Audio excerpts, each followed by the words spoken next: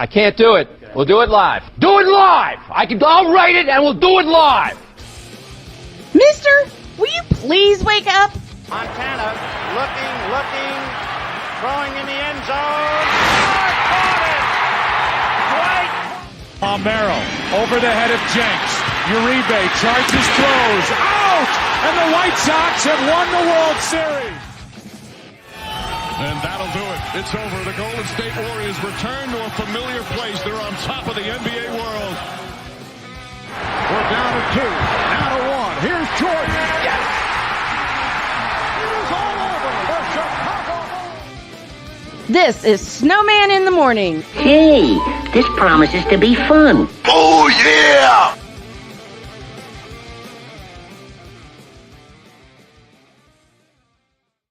And away we go on a Thursday. Good morning to one and all in the region, across the nation, around the world.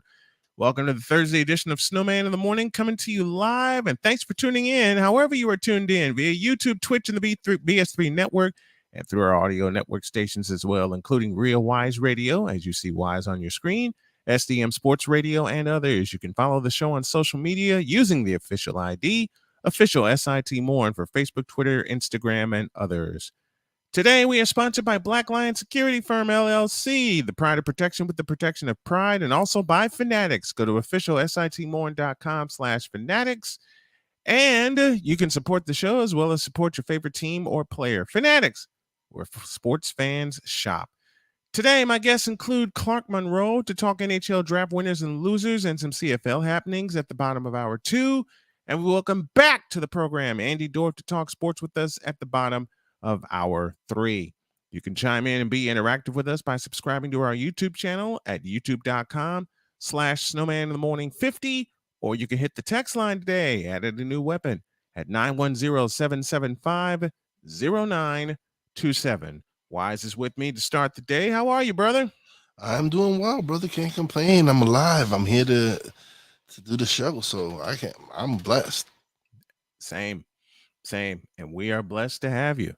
We are absolutely blessed to have you, man. This is going to be, to say the least, interesting. Let's get started with the whip around presented by Fanatics.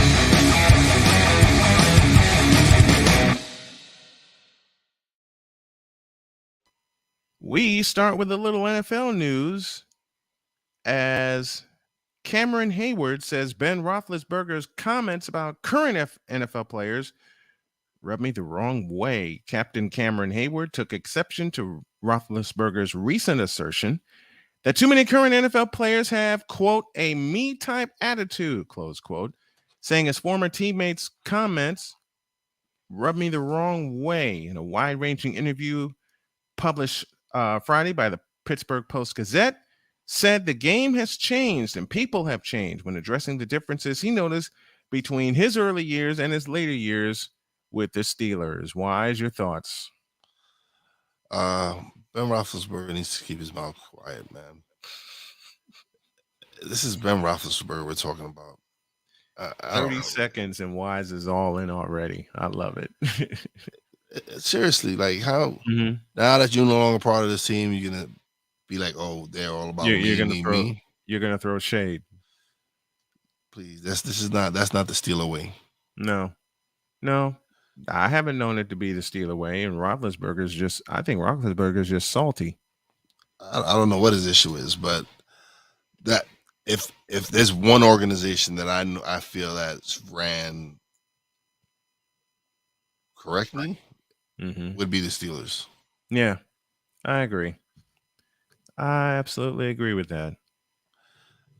And I'm sure Coach Tomlinson, hell of a coach, wouldn't allow. I'm saying him. Yeah, I don't think, and like Coach Tomlinson had to put up with him for 14 years. And then Cam Cam is the captain. What is he supposed to do? He's supposed to be, oh yeah, all right, Brandon's correct. No, he's supposed to defend his team, and they're supposed to rub him the right way because if any sport, football is not a me sport. Yeah, receivers and all that are prima donnas, whatever. But in order for a team to be successful, everybody's goal is to win a Super Bowl. And NFL careers aren't that long. No, So some of these teams, these guys, they go to battle. This is like football is battle. It's the most physical sport that we watch. They hit each other hard, and the way these men are built, they crash into each other and short distances at full speed. At full speed. So these men are putting their lives on the line every week because football is a dangerous sport. It is. Speaking of football, we got some more news coming out of Santa Clara. From Santa Clara, after 3 injury-plagued seasons, defensive end Dee Ford's time with the 49ers is officially over. They released Ford on Wednesday in a move that had been expected since Ford's 2021 season ended in December with him on injury reserve because of persistent back problems. General Manager John Lynch said Tuesday that a move would be forthcoming with Ford after indicating at the NFL owners' meetings in March that Ford had played his final snaps with the team. I think this works because Javon Kinlaw out of South Carolina is back from injury. You got Nick Bosa, and they're working on extending him. Eric Armstead's there. One more on the defensive front, and you know the 49ers are going to find him. And that defensive front four, which has been magnificent since 2019, will continue their winning ways. Your thoughts on Dee Ford? It's a business. And if you can't produce on the field, or if the team feels you can no longer produce on the field, they're gonna get rid of you. Especially if they can get younger, and the guys that replace you, they didn't miss a beat. That defense was still good. That line was still good. So it's a business. NFL is a business now, and so the team is gonna try to put the best team out there to win. Yeah, they'll find a way to plug up that defensive end hole. They will find a way. You know, I mean, he had a great 2019, but injuries since then have plagued him. Injuries have plagued him. And now we go to Cleveland.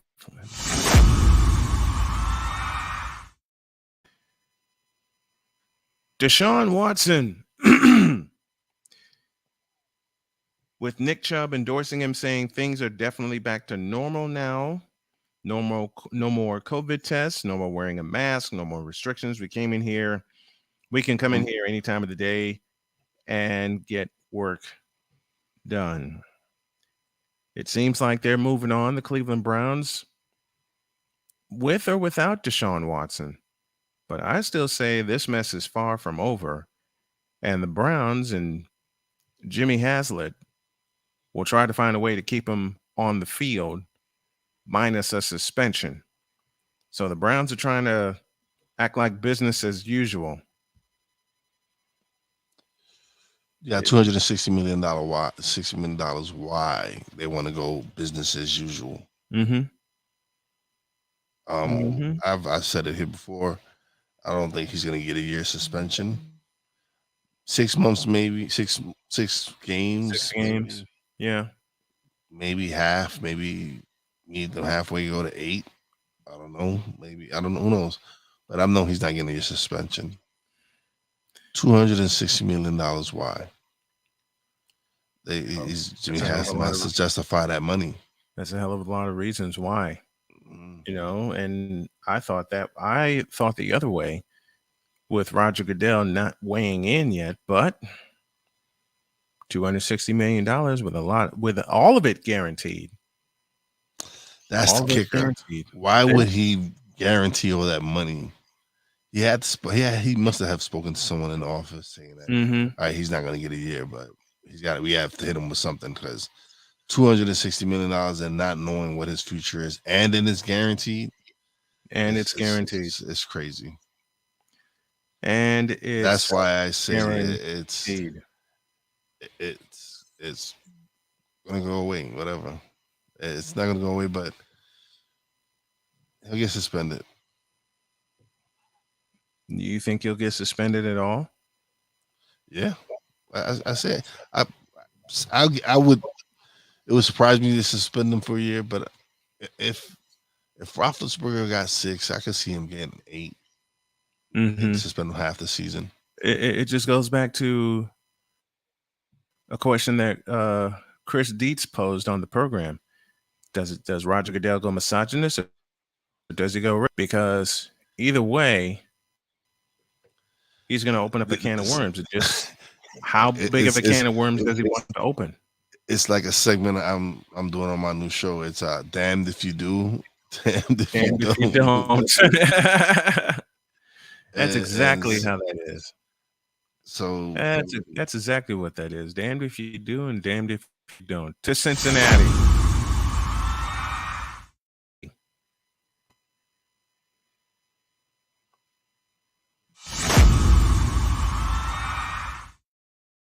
Jamar Chase bought a car for his mom as part of him spending his first $1 million. His first purchase was a black Maserati with a red interior for his mom. Jamar said, quote, "She was crying tears of joy," he recalled, close quote. He recalled in the GQ Sports video. The LSU product said used his football earnings to pay off his family home and buy himself a Rolls Royce Wraith, jewelry, and clothes. He also gave each of his siblings $15,000, but he didn't spend all the cash. The Offensive Rookie of the Year says he saved around $400,000 of his first $1 million for the future. Smart young man. Very smart young man. Yes, 400,000. Yeah, but I'm sure his mom could have done. I'm sure he could have gotten his mom a nice car and not bought a Maserati. And not have bought a Maserati. You know, I always wanted to. I understand it. It's yeah. I'm not. It's his mom. He wanted the best, but I'm sure there's a car within reasonable price that mom can drive around and look fly and still not pay that much money for a Maserati. He could have put more into that 400,000. I wouldn't have bought her a Maserati either. Now, for years, I said I wanted to buy my mother, and unfortunately, I won't be able to do it because she's passed on. She passed in September. I wanted to buy my mom a cherry red Mercedes, and I wanted to buy my dad a truck. You know, unfortunately, they're both gone, and I won't get a chance to do it. That's our whip around for this morning, presented by Fanatics.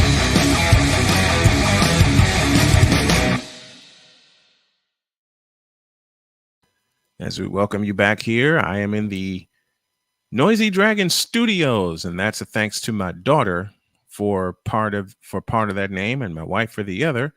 Wife calls me her dragon, and my daughter spoke Noisy Studios last year when we were in North Carolina. I know someone's going to notice me looking over to my right. That's where my monitor is. as I'm trying to get both my monitors up here and create some room for it. With all that being said, and where is it? There it is. And with all that being done, and while we got a few minutes, let's go off the board here. If there was one car you could buy for yourself, what would it be? For myself? Mm-hmm. Oh man, I'm not a real big car guy. Oh man, that's a tough choice, man. You know what? I will go to Aston Martin. Aston Martin? Yeah. Because of Bond. Oh, you're a Bond fan. Yes. Okay. I can dig that. For me, I would like an Aston Martin, but there's 6'5" of me. And I wouldn't be able to fit in that thing. I told y'all last week, I told the story of when my wife and I going car shopping and we see this little convertible on the showroom floor, and my wife looked at me and I looked at her and I said, I'm not even going to try to get in that thing. And the salesman was taller than me, and he said, you didn't want to see me in it, and yet I had to drive it. There's no way. For me, it would be an Escalade. A-Pizzle with us in the I didn't pick a truck or anything. Section. I didn't pick a truck or anything right now because of gas prices. Yeah. But I gotta pick a truck because of my size. Even though I've lost a lot of weight, I gotta have some leg room. True. I gotta have some leg room. So, like the title of your segment, damned if you do, damned if you don't. Yeah.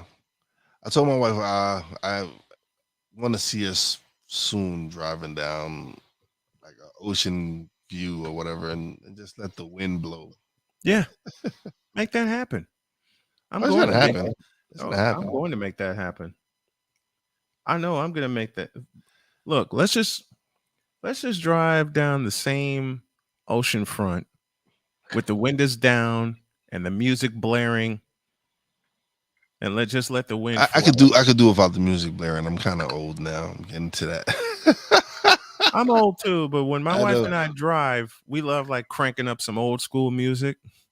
Mine's like to talk. So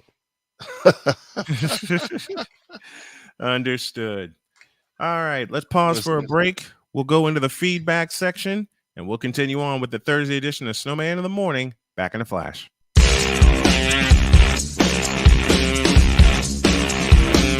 This is Snowman in the Morning.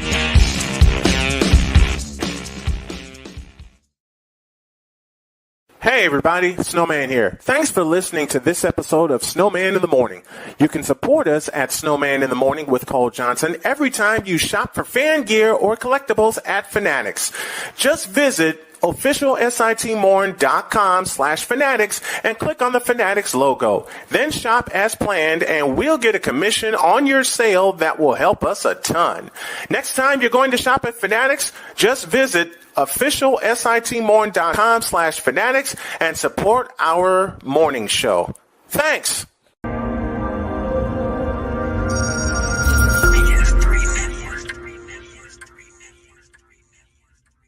BS3 Network, changing the way you watch TV.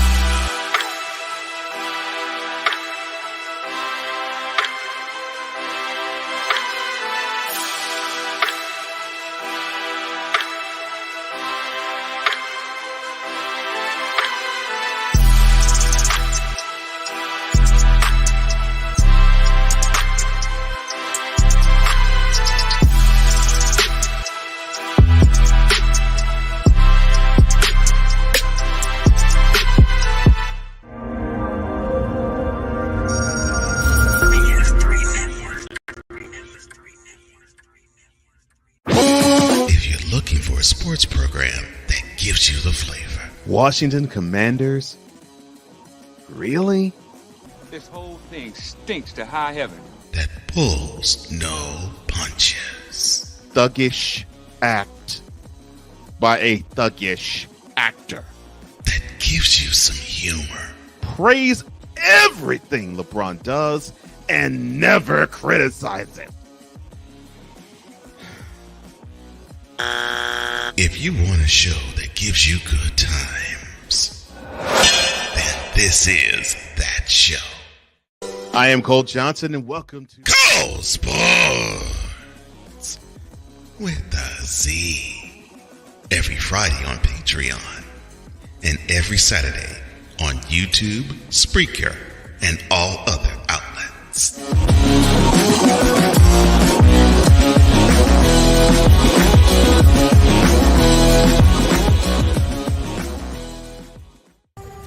Owen, let's talk for a second. Hi, Ellen. Come on in. When you came into my life, it was a whirlwind. I just can't do it. It'll come to you. It won't. We had a lot to learn about each other. A lot. Hey, looks good. Things were changing so quickly. We didn't know what the future would hold. Any of us. I just wish you felt more at home now. But we knew you would always be a part of it. Adopting you was the best decision in our life. And I am so proud to call you my son.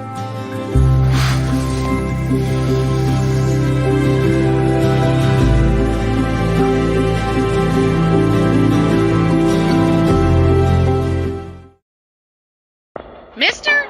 How do you operate this Twitter thing or this Instagram thing or whatever the heck? You're supposed to know all this stuff. Anyway, welcome back to the show. It's the Snowman and Wise El Jefe bringing you into hour one. Cole Johnson is on the way. And let's go to the feedback zone. Ryan McCarthy, aka Ryan McCarthy. Good morning, gentlemen, and good morning to everyone watching and listening. Morning, Ryan. A Pizzle, good morning to you. A.L. Evans from Houston, Texas says salute to Snowman in the Morning with Cole Johnson. Good morning to you. The Rod Uncensored podcast joins us as well. Good morning, Rod. Sick Diggy joins us from Norway. Big Sick, what's going on? So we are, as I said before many times, we are officially internationally syndicated, and we got more stations on the way that want to pick us up. I'll get to that toward the end of the show. BS3, what's going on? What's going on, BS3? Everything is back to normal. I love you, Ryan, for that comment right there. Everything's back to normal. Says you. Ryan answered our question. Ford, Mustang, Shelby. Like I said, I wanted a Mustang once upon a time, but then I grew. My height has a lot to play with what I purchase. A lot. A Pizzle said he'll get a Corvette and Sick Diggy SUV and off-road due to my being. See, Sick understands tall man problems, as my wife loves to say. A lot of tall man. I'm only 6'1". I'm okay. But you're over 6 feet tall, so yeah, you're in the club too, in a way. All right, I'm gonna jump around here on the slate that we have in front of us. Tyreek Hill says, quote, Tua Tagovailoa is the most accurate quarterback. Wait, I didn't do that right. I did not do that right at all. Before we start tearing people up, Tyreek Hill, a member of the Miami Dolphins, said, quote,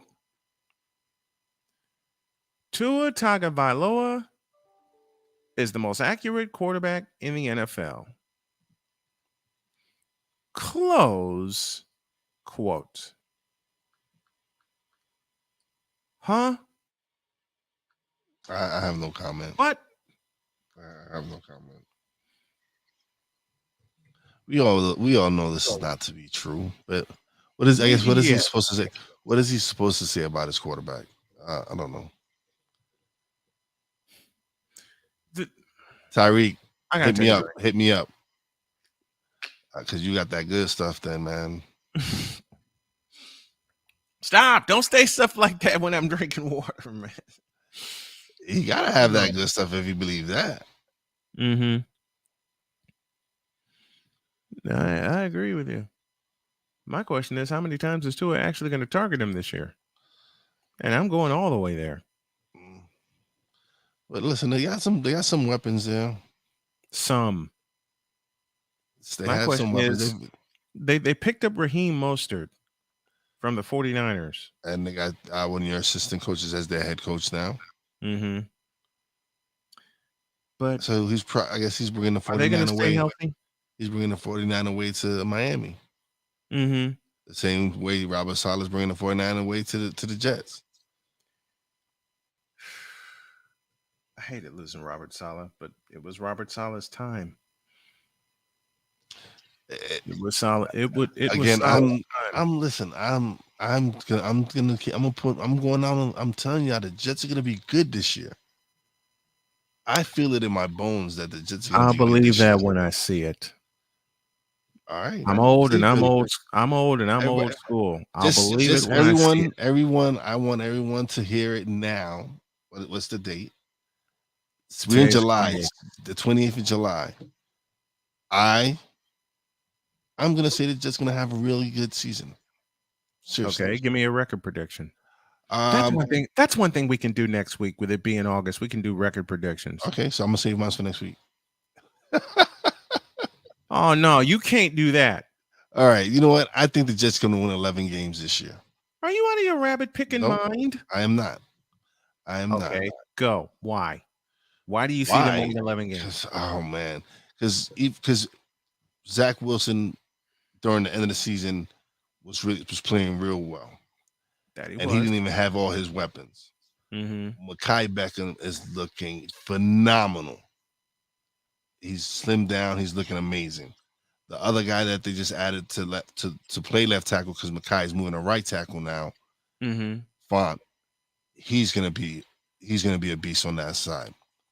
Then you got the two guards inside. You got Vera from USC, and you got your boy Tomlinson. You know who he is. Don't act like you don't know who he is. Tomlinson. I know. Don't act like you don't know who he is. Very well. I know very well. Yes, you know. You know he's nasty. Mm-hmm. So he's gonna bring that nastiness to that offensive line. Their I'm centers are pretty good centers. I mean, I can see them having a good season, but an 11-win season. I listen. I actually feel good about the Jets this year. I'm telling y'all, man. Zach Wilson is going to surprise a lot of y'all. Joe Douglas did a phenomenal job this offseason. Now you got a healthy Carl Lawson back who, when they lost him for the beginning of the season, that was a big blow for them. Mm-hmm. Corey Davis, when they lost him, they lost another big weapon. Adding Garrett Wilson, adding Sauce Gardner, adding Jermaine Johnson. Would it make you smile if I said the Jets are going to have a much better season than the Carolina Panthers? Anybody's going to have a better season than the Carolina Panthers. That's nothing. Yeah, true. Hey, Piz, I'm willing to take you on a bet on that, man. The Jets are going to be better than 6-11. You know what? I go with A Pizzle on this one. All right. I won't make it. Listen, I'll believe it when I see it. See it. You're gonna see it. I'll believe it when I see it. And then when they do, you're gonna put some respect on the Jets' name. That's it. No, I'm not. No, the hell I'm not. Will they surprise y'all and have a great season when Robert Saleh turns it around? If they somehow, some way make the playoffs, then I'll put some respect on their name. Okay. Until then, all right. Until then, they're gonna be the surprise team. They're gonna be the surprise team. I'm sorry. Okay, there's a lot of recency bias in my opinion. I will admit that aloud. But I don't personally think they're better than the Bills. Giants to have a better season than the Jets. No, I don't. You don't? Oh. I do not. I have no faith in the Giants right now. Why you got no faith in the Giants? You know, It's Giants. You know, I'm going to cut this, right? No, listen, it's seriously. All right, yes, they went out and became the Buffalo Bills of the NFC East. They went and got Joe Shane. He's a great GM. Mm-hmm. Brian Daboll, great coach. Mm-hmm. I don't know if they added enough weapons, or even like you didn't extend Danny Jones. He's playing for his next contract. I get that now. Yeah. But a lot of his damage done from before. Like these previous regimes. You had a point. Were horrible. You had a point. They were horrible. And there's a lot of questions. Ryan McCarthy says anyone is accurate when they don't have 325-pound defensive linemen in their face. Yeah, that's the truth. Yeah, I'll give you that.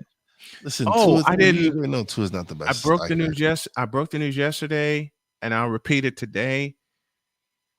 Ryan McCarthy will join us each and every Monday, beginning next week, which is really going to come in handy with football season rolling around.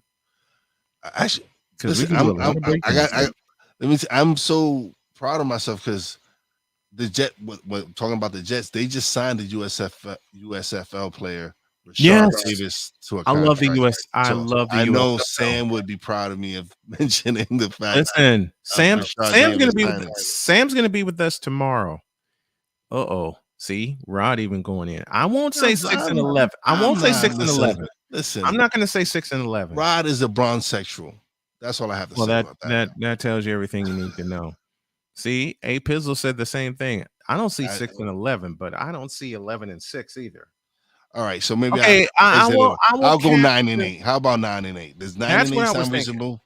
That's what I was thinking. 9-8 sound I was thinking reasonable? I was thinking 9-8 because the Jets are not going to be the Jets from the past. No, that team's not going to be. I want to see him doing on the field. I do. We'll see. Yes, I'm absolutely right. Can we get the Jets throwback uniforms? I just want it to be. It's down in history. It's going to be recorded. So when they do have a great year, we could rewind the tape, and that could be like, I told you I saw. And I playfully say when they don't have a great year, we can play. You could do the same thing. You could play the tape back. Look, I'm going to play the tape back when I make my predictions for both my teams, and people are going to laugh at me when this season plays out. I already know you're making some crazy predictions for the 49ers. I already know this. We know your 49er bias. I'm making crazy predictions for the NFL, period. I'm making crazy predictions for the NFL, period. We'll start that next week. To a break, and when we come back, did you see the throwbacks the Pistons are bringing back? I'm going to throw up. Back in a minute.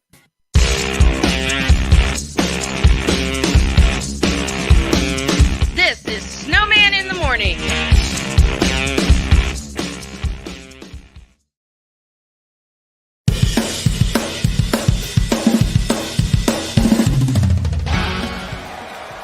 For Steph Curry, Tim Anderson, Jordan Alvarez, and it's caught. Deebo Samuel with the catch. Michael Jordan can sense. The throw just got the king. BS3 Network. The hottest of hot takes. The coldest of cold hard facts. This is Snowman in the Morning with Cole Johnson. Weekdays at 8 a.m. Eastern. Check your local listings for your viewing and listening pleasure.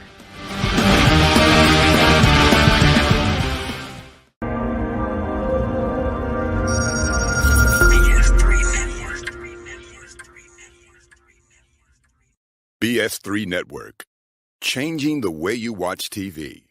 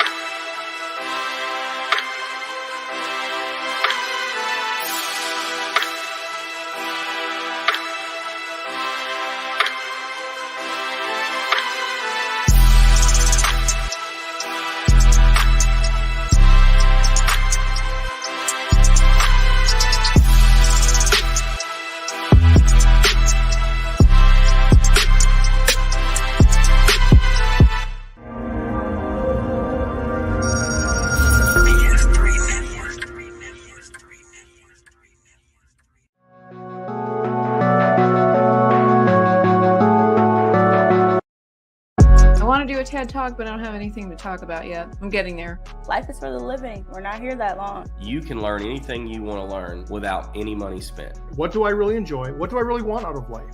I am your host, WIZE. Are you in a life holding pattern? Well, this is for you. Welcome to the Stuck in My Mind podcast.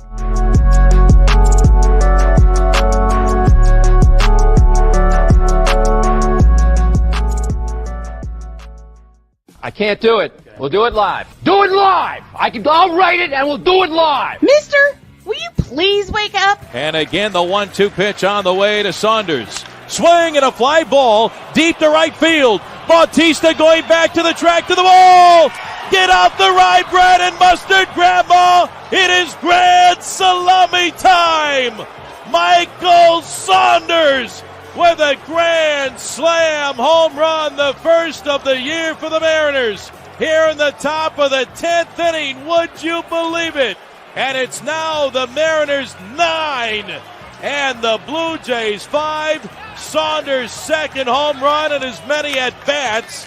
Holy smokes! And the Mariners lead 9-5 on the grand slam home run off the bat of Saunders. Dave D. House, that's for you, buddy. This is Snowman in the Morning. Hey, this promises to be fun. Oh, yeah. Can't wait. Are you kidding me? Do you believe it? It's the hottest of hot takes and the coldest of cold, hard facts. Every day at 8 a.m. Eastern Time. Hey, Toe Man, we're waiting for you. This is Snowman in the Morning. It is indeed, as hour one continues with the Snowman and the homie WIZE as he joins, he's starting to join us a lot more, and I love it. I absolutely love having you on, brother. I love being on here. But yeah, listen, let's go back. This is some comments. Like Ryan, I like Ryan's his ceiling for the Jets is 10 wins and his floor is 7. So I'll say my floor is 9. I could go with that. I will say my floor is 9 because they are going to be a lot better. Okay. I'm not saying they're going to be. I'm not saying that they're the cream of the NFC East. Far from it. Buffalo is still Buffalo. That's the Buffalo still Bills. King there. Buffalo's still That's king the there. Buffalo Bills. There's no doubting the talent that Buffalo has. I'm like I said, I am a realist. I know what Buffalo has up there. They have a great team up there. So I know they're the class of the like I said, you have they're one of the top Josh teams Allen. in NFL period. So It's like I said, you have points where Josh Allen is looking like Jim Kelly. Okay. Like I said, at points. At points. See, Rod, you're gonna piss me off. And I say this playfully. I mean, he ain't winning ring number 8 this year. He's not winning another ring, period. Mark this down. July 28th, like Wise said, you heard. You know what? Let me do this. Let me do a little double duty here. Take a picture of that. Mark the date down, July 28th. Tom Brady will not win another Super Bowl again. He is tapped out at 7.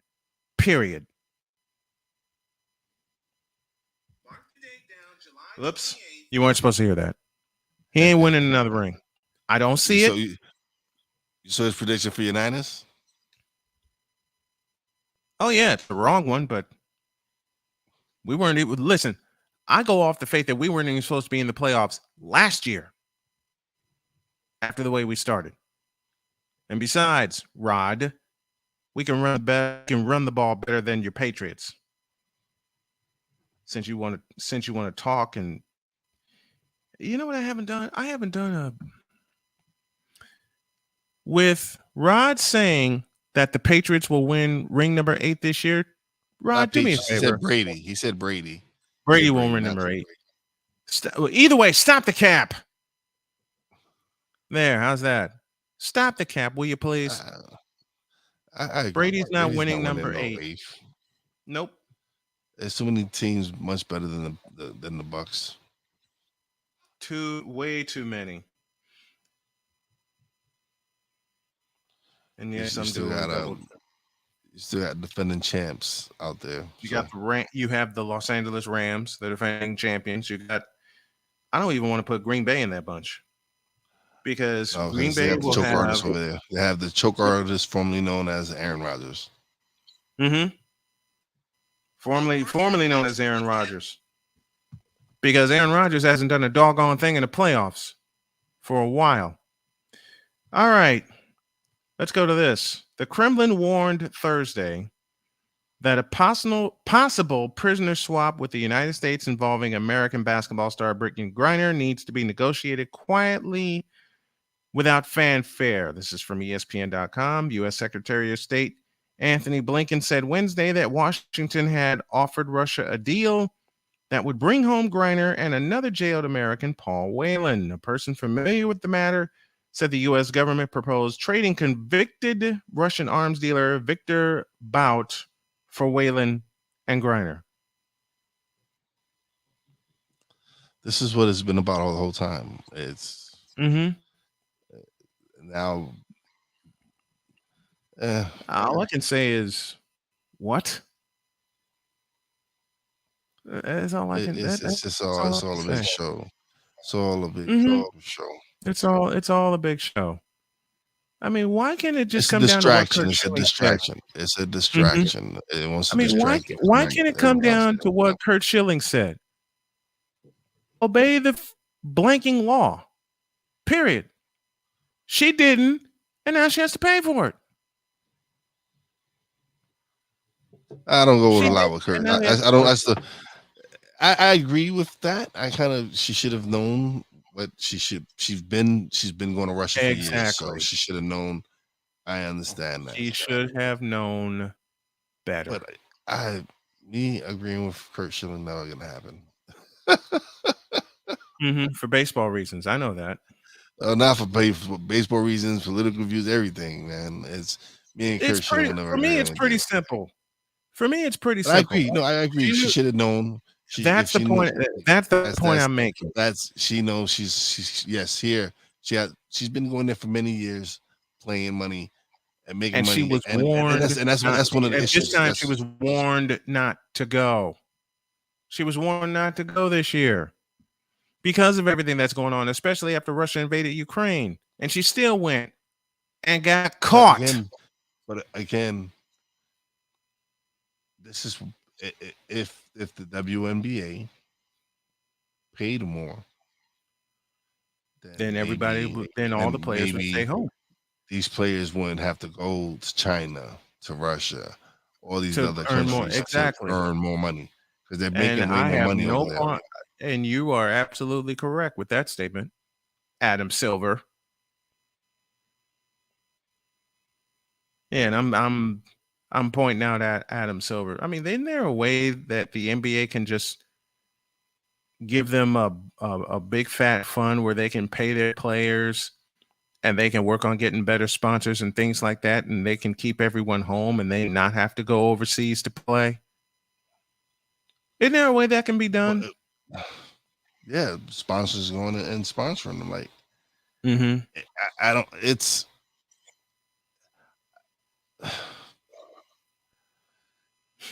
not well marketed to me. No, it's not. The wrong people are marketing the WNBA. Yeah, it's not. They're not really showcasing. For me, if I would go after the pure NBA purists, the people who love the passing and love the difference of not just dunking. Yeah, the art form of actually just playing basketball. But you got this now.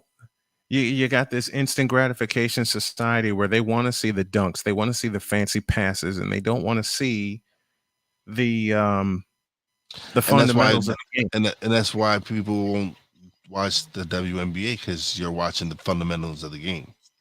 You have very few women there. I've been a fan since its inception. But that's because you're a basketball fan. You're a basketball fan. I am. You've been watching basketball since forever. Like I'm saying, yes. You've seen the evolution of the game from when it was a passing league where you would see some amazing passes and then a jump shot or whatever, or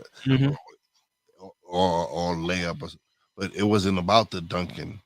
Now, No. since the 80s and 90s, when Jordan and Dominique were killing the dunking game and doing all the stuff and changing the game, now people want to see the dunks more. They want to see that alley off the backboard to someone and come back and slam, or the dagger three. So it's a different game, man. The game has evolved. The game has evolved for the better. I don't know. The game has changed. The game has changed. To Washington now. And Washington Redskins owner Dan Snyder will testify voluntarily before Congress via Zoom on Thursday morning. Chairwoman Carolyn Maloney had wanted Snyder to testify under a subpoena as part of their investigation into the franchise's workplace culture.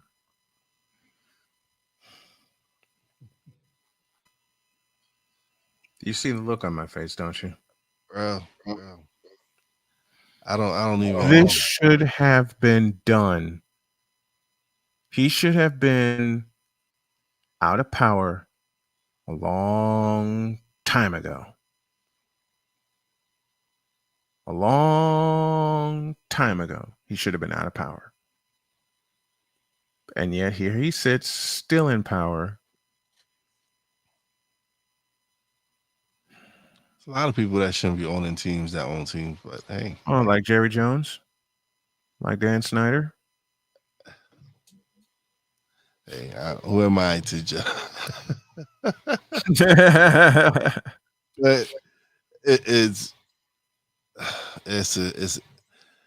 Washington went from one of the greatest franchises to being run into the freaking ground. And since Danny Snyder's been owner of the Commanders, Washington, whatever you want to call them, Washington football team, whatever, they've just been straight trash. Like they haven't really done anything of significance. That's as simple as it gets. Since Daniel Snyder took over the Washington Redskins, they've been trash. Period. Mm-hmm. They have been flat out trash. And now you got the workplace culture coming into question again. Yeah. All right, enough of that. Let's talk some baseball. And Andrew Benintendi is a Yankee now. Yes. The rich get richer. They traded for Benintendi. Yes, they did. They traded. Well, they didn't get richer, man. They had to get rid of. They have to replace Joey Gallo. Mm-hmm. They had to. Because Gallo was a glut in that lineup, in that batting order. Gallo was a glut in that batting order. And my boy, and I love Aaron Hicks, man, but he's too injury prone, and he's not living up to that contract that he signed. So, and then get swept by the Mets. Oh my God, get swept by the Mets this week. Oh my God. But you know what? It's funny. It's funny. It's funny. Are you hurting for that result? No, I'm not. It don't bother me. It's the regular season. But for Mets fans, it's their championship. Understand? Yes. Yes. I don't have to boast that they beat the Mets. Why would I want to brag about that? So because, like you said, you're a realist, and there are some Yankee fans that I know that boast about that. I boast about October. Talk to me in October. Mm-hmm. Yeah, agreed. Agreed. We're not worried about the regular season here. We got bigger problems. We got that we got to worry about. All right, let's go to the feedback zone presented by Fanatics. Chris Dietz has joined us, and the NFC South is a joke. The Bucs will win that division with ease. I got no complaint against that because they will win that running away. When we were talking about Brittany Griner, Griner flew to Russia and made herself an unwilling pawn in this game of geopolitics. Yes, No sir. argument here. No argument here. So all you have to do is get in, and you have a chance. Talking about the NFL playoffs. Griner's teammates didn't go, but she couldn't take a hint. That's one of my arguments. Yeah.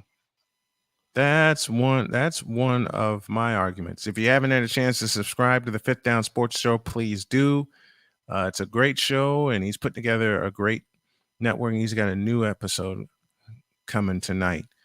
Do you see this ridiculousness? Rod, let me know who you're connected. Wait. You got Hold some up. ill stuff, man. Rod, do me a favor, will you please? Stay off the weed. I had to. And matter of fact, No.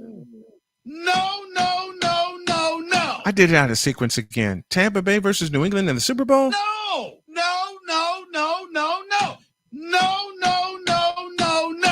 And as I said, do me a favor. Stay off the weed. A matter of fact, New England and Tampa Bay season will end like this.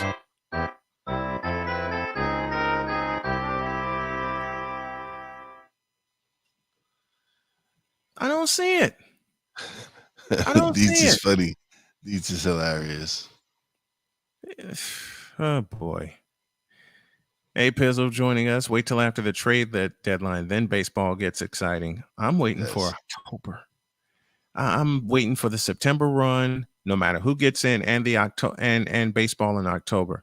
Gallo and Hicks are good in the field, but they're both liabilities. Yeah, at they both bat. got great gloves, They man, move. but they can't hit a lick. Mm-hmm. Which is why they made the move, and there will be other moves that'll be made before this is over. All right, Mike Trout has a back condition that's going to affect him for the remainder of his career. Angels Mike Trout might need to manage rare back condition. Head athletic trainer Mike Falstad told reporters, quote, I think we have to have some concern on that, but long term, we do have to look at this as something he has to manage it, not just through the rest of this season, but also through the rest of his career, probably, close quote. Trout's return this season is unclear, as he has received a cortisone shot, might need one more week before he can participate in baseball activities. He hasn't played since July 12th against the Houston Astros with back spasms. Is this the end of Mike Trout? It might be. It might be the end of the Mike Trout we know. Mm-hmm. Because he was Superman for a long time. It's like my man Donnie Baseball. He was amazing, and then once he started having his back issues, it sapped the power out of him. He wasn't the same player. So no. Once his back issues, man, and I hate that for Donnie Baseball. Oh yeah, Donnie Baseball to me is one of the greatest first basemen of all time. Fielding, hitting, just an all-around great at least me, player. Yeah, just great play. Just me seeing him play. Donnie Baseball. Let's talk Donnie Baseball. Why is he not in the Hall of Fame? Why is Don Mattingly? We're talking about players in different sports that should be in the Hall of Fame but aren't. Here's one. Why is Donnie Baseball, aka Don Mattingly, not in the Hall of Fame? What is up with this? What is up with this oversight? They just don't feel his numbers are there. I don't know. To me, I feel how he's a former MVP, batting title. This man, great glove, great character. He was the one of the best of the New York Yankees for the longest time. Just one of the classiest players you could have on the field. And so, I don't know. I would love to see Donnie Baseball in the Hall of Fame. It would be awesome. Did they retire? Did the Yankees retire number 23? No, I don't think so. I'm not sure yet. They might have. They could have.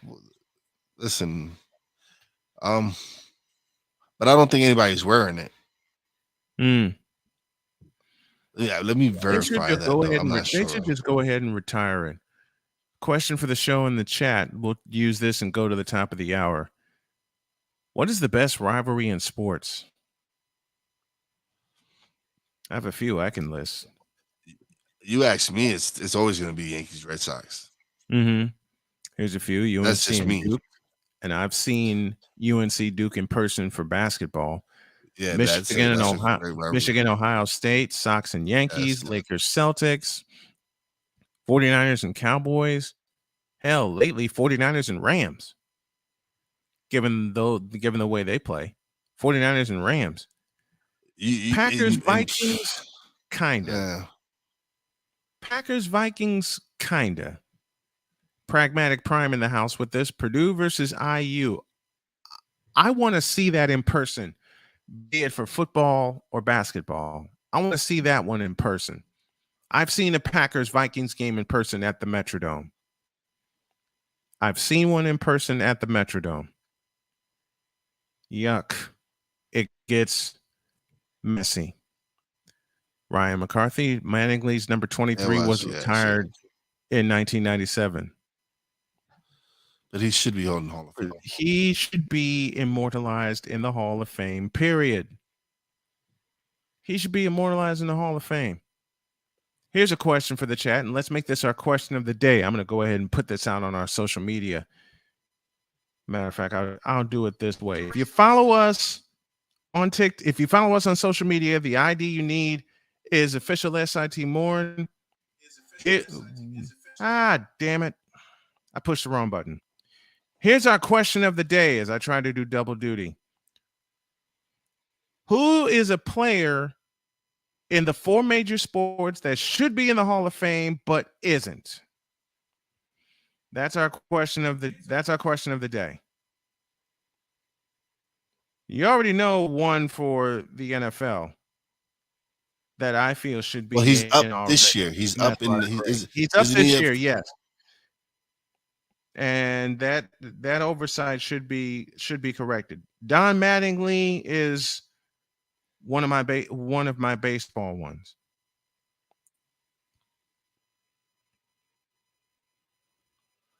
Zach Thomas. Who else do you guys think should be in the Hall of Fame but isn't? Pragmatic is Barry Bonds. I actually agree with that. Oh no, I don't disagree because Pittsburgh Barry Bonds was phenomenal. Mm-hmm. You could have gotten in the Hall of Fame on those numbers alone. Yeah. All right, we'll take a quick break and then we'll begin hour 2 as I put this question out on social media. Who do you think who should be in the Hall of Fame but isn't? We're going across the four major sports. A break and then hour 2 with your boy WIZE. This is the Snowman. This is Snowman in the Morning with Cole Johnson. Back in a flash.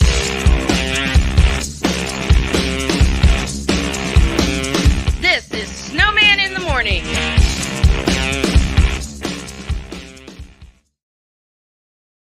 Hey everybody, Snowman here. Thanks for listening to this episode of Snowman in the Morning. You can support us at Snowman in the Morning with Cole Johnson every time you shop for fan gear or collectibles at Fanatics. Just visit officialsitmorn.com/fanatics and click on the Fanatics logo. Then shop as planned and we'll get a commission on your sale that will help us a ton. Next time you're going to shop at Fanatics, just visit officialsitmorn.com/fanatics and support our morning show. Thanks. Discouragement, sorrow, distance. Your arguments cause damage to your family. The hurt leads to divorce. You feel like there is nowhere else to turn. But there is hope for you. That's where we come into play. There is an overcomer that lives inside of you. One ready to take on the world as you leap for joy, living in victory. You'll grow to love yourself and others. There's life after divorce, and you can claim it today. Get Over Divorce, where your new story begins here every Thursday on YouTube and Spreaker. I can't do it. We'll do it live. Do it live! I'll write it and we'll do it live! Mister, will you please wake up? He's a 4-time NBA champion, a 2-time league MVP, a member of our 75th anniversary team, and for the first time ever, he's an NBA Finals MVP. The 2022 Bill Russell NBA Finals MVP award goes to Stephen Curry.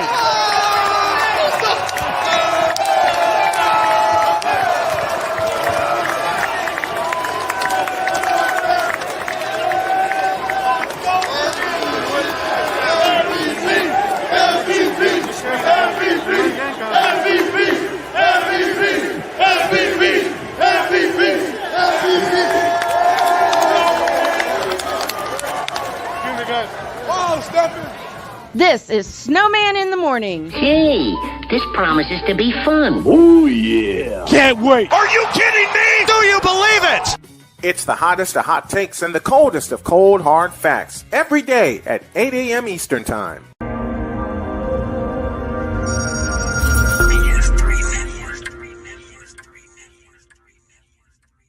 BS3 Network. Changing the way you watch TV.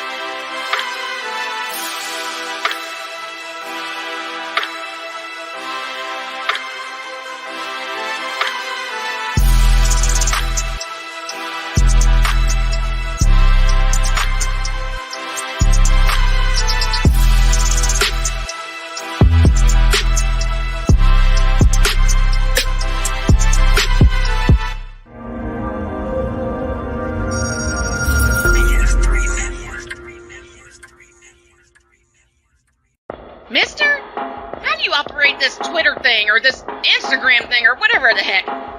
I can't do it. We'll do it live. Do it live! I'll write it and we'll do it live! Mister, will you please wake up? Malone will inbound. Fisher's in the game.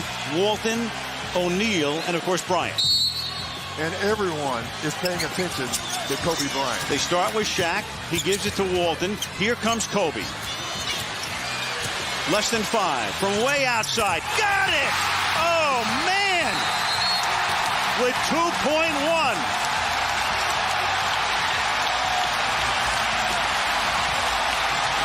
This is Snowman in the Morning. Hey, this promises to be fun. Oh, yeah. Can't wait. Are you kidding me? Do you believe it?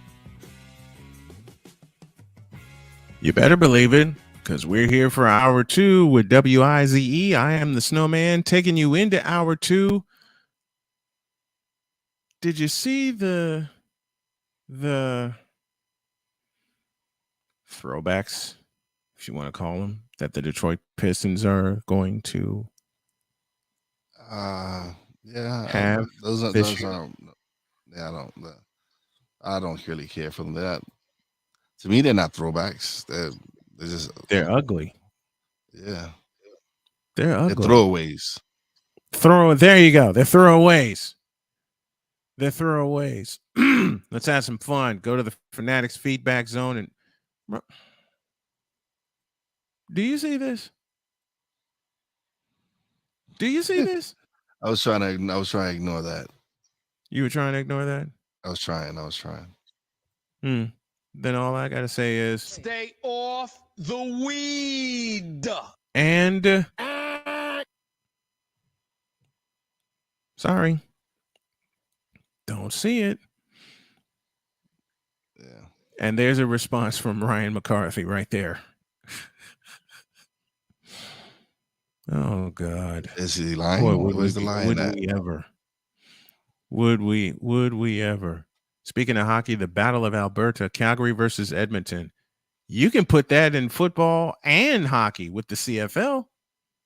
Doesn't matter what the records are. Calgary versus Edmonton. I want to see one of those in person.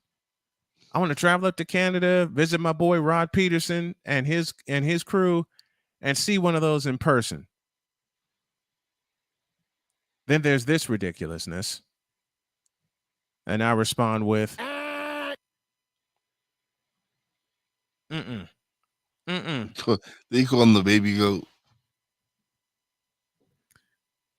Once again, Rod, look at me carefully. Montana has never thrown a Super Bowl interception, nor has he lost a Super Bowl. Rod, you have lost 3 Super Bowls. And 2 to the same team. 2 to the same team and 1 to a backup. Queen 3 and King podcast. What up? What's going on? Joined us this morning.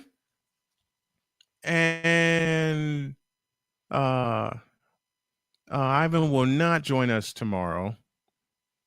Late notice, he will not be able to join us tomorrow. Rod, we got you. Andrew joining us this morning. But I gotta ask, what's with all these teams? I mean, we talked about it earlier in the week. We talked about it on Monday with the alternate uniforms and helmets that's going across the NFL. We may as well make this a uniform topic. What's with all these throwbacks and these alternate universe uniforms? Money. What? Money. Did you see some of them? Money. It gives the fans another thing to buy. I know that, but did you see some of them? Hey, I didn't say they would look good. Which one bothers you the most? But I like what the Giants are going with for their throwbacks. I like what the Giants are going with. And what the Cowboys and the Bengals are doing is hideous. Anything the Cowboys do is hideous, though. We know that.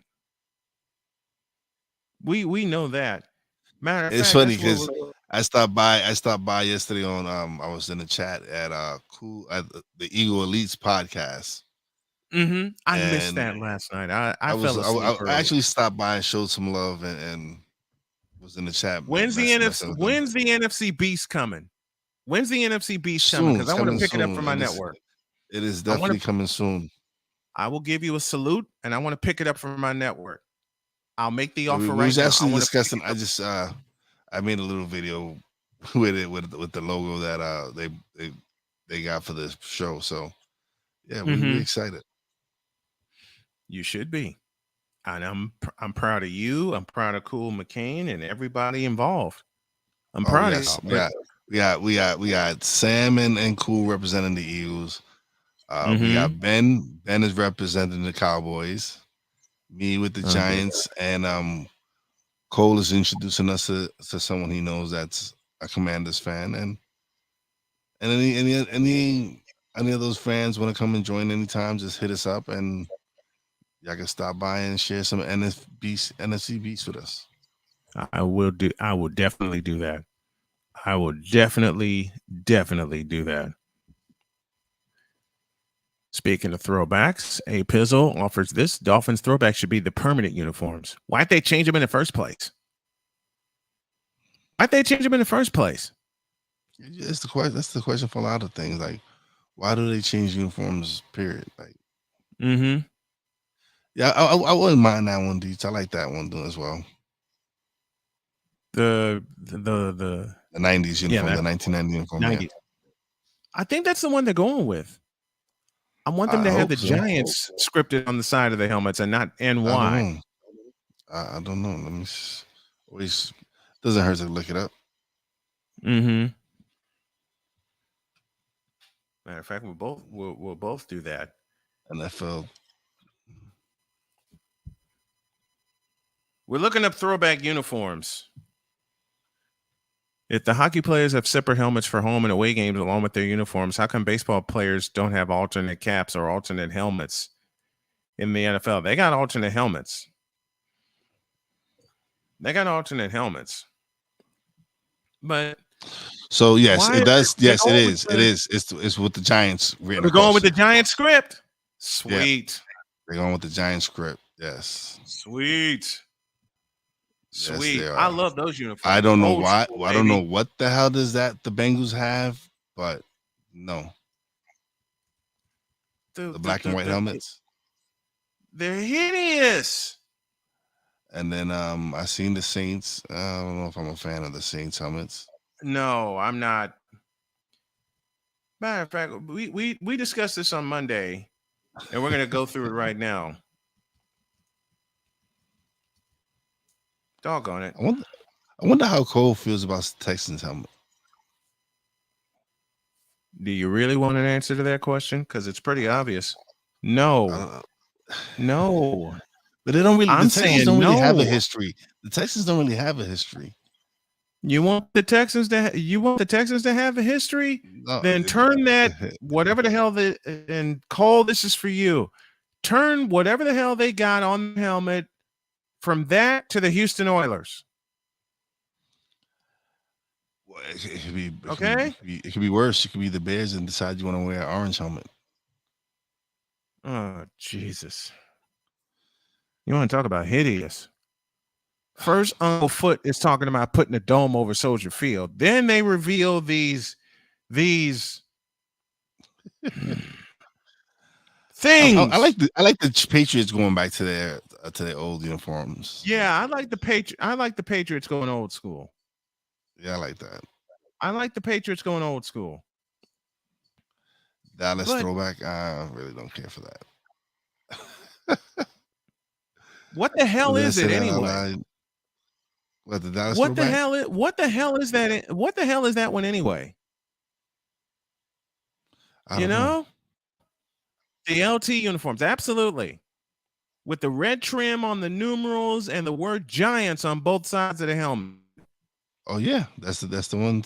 They're going with those. Deet says we're skipping the most important part of this throwback discussion. No, we're not. No, we're not. And yes, A Pizzo, Uncle Lori proposes a dome on Soldier Field. Why? Why? Why? Why? Why? What do the Commanders do for throwbacks? Scrap the name Commanders and go back to what they were identified as, the Washington Redskins. That's how you solve that problem. Well, didn't they have numbers at one time before? Back in the day, didn't they have numbers on the side Did of the they helmet? what? They could go with that. Go back to the Washington Redskins, please. And I'm saying that as a fan. Supposedly, the Texans own the rights to the intellectual property of the Houston Oilers. I'd like to see that on paper, because if that's the case, just change them back to the Oilers. Change them back to the Oilers. The Titans have already made their history. Okay. While we're in the feedback zone, the Dallas Cowboys throwback is the white helmet, blue star, and jerseys with the what? With They the meant to put stars. I stars. think it's saying stars.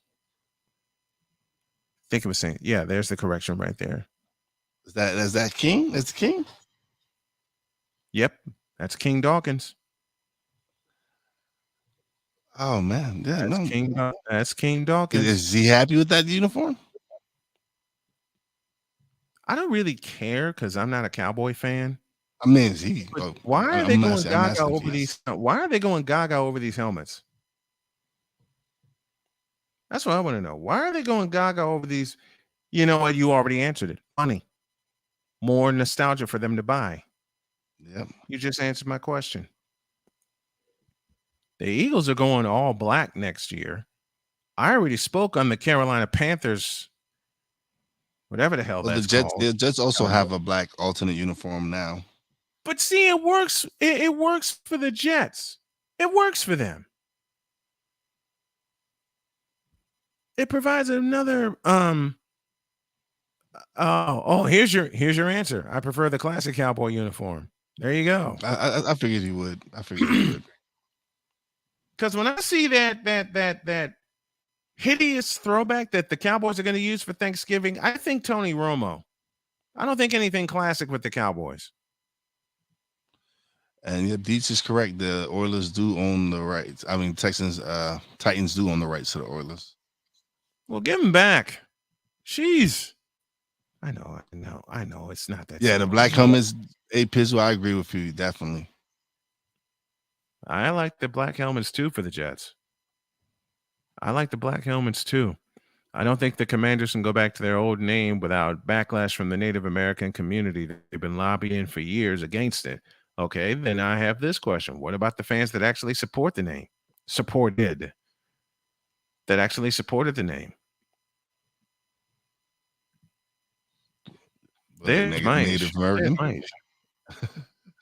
I mean, Native Americans were supporting the name. Hell, you want to really go there?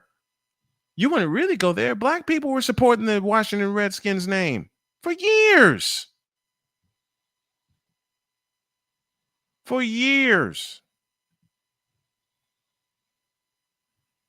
I don't get it. Yeah. It's a different time, brother. Pragmatic Prime. The Commanders can go back to the Redskins if they have minority ownership to the Native Americans. If they gave minority ownership to it, can that happen? Would it make it any difference? I don't know. Yeah. Would it make? I don't know. That's the key question. Would it make any difference? It was one. Thank you for the correction, A Pizzle. And you know what? He just repeated your answer. It is all about marketing dollars. It's all about money. All about that dollars. Of Mm-hmm. course. Have you seen? Speaking of black helmets, you know who's going to have a black helmet as one of their alternates this year? The Arizona Cardinals. Why? Okay. Just why? What the hell are they thinking? The person who created the Redskins logo was a Native American who was part of the Blackfeet tribe. His grandson was against Washington changing the name. Bingo. So Deeds said why? Because they already have black uniforms, so they figured black helmets to go with it. But they're hideous, though. Hey, listen. Am I wrong? I don't know. I didn't see it. I haven't seen it yet. I haven't seen a lot of the uniforms and stuff. You haven't seen the black helmet yet? I've seen the Jets black helmets. I've seen the Panthers. No, not the Jets. The Jets are gonna rock those black helmets. I love the Jets black helmets. That should be their home uniform. I haven't seen the Cardinals one yet. That should be their home uniforms, though. For the Jets, they should just go all black at home. What do you think? I mean, the primary color is green, and I want to hear Bob Wischusen get excited about the Jets this year. But what do you think? Should they go all black for their home games? No. I think they should. I think they stick with their green. Okay. Who remembers the Jets green helmets from the 80s? I certainly do. Ken O'Brien, Wesley Walker, Freeman freaking McNeil, Al Toon, when they first got into Giant Stadium and were sharing Giant Stadium. They need to learn colors. Black logos on black helmets doesn't work. Arizona and Carolina. That's true. The Atlanta Falcons, Dirty Birds had the best black uniforms in NFL history, Jerry Glanville, especially during the Mike Vick era. You can go back earlier than that. During the Jerry Glanville era. The Cardinals need to move back to St. Louis. Thank you, Sick. I've been saying that for years.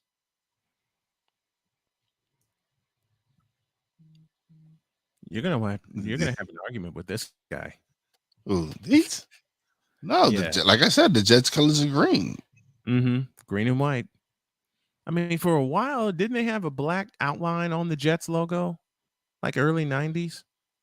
Maybe, but I don't. Yeah. Yeah. Fantastic green. They need to stay with that. Yes. Yeah, I agree. I agree. That's why I said they have to stay with the green. I don't want to. Mm-hmm. They gotta stay with the green. All right, we got Clark Monroe coming at the bottom of the hour, and we're just all over the place today, which is not a bad thing at all. A break, and then we'll come back. We'll have some more shenanigans for you. That's your boy WIZE. I'm the Snowman, and we are in the midst of hour 2 of Snowman in the Morning. Back in a minute.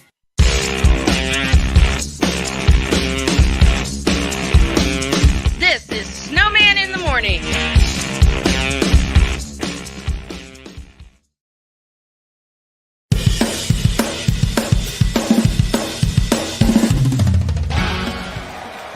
Of course, Steph Curry. Tim Anderson, Yordan Alvarez. And it's caught! Debo Samuel with the catch! Michael Jordan consents. The Fro just got the king! BS3 Network. The hottest of hot takes. The coldest of cold hard facts. This is Snowman in the Morning with Cole Johnson. Weekdays at 8 a.m. Eastern. Check your local listings for your viewing and listening pleasure. If you're looking for a sports program that gives you the flavor. Washington Commanders? Really?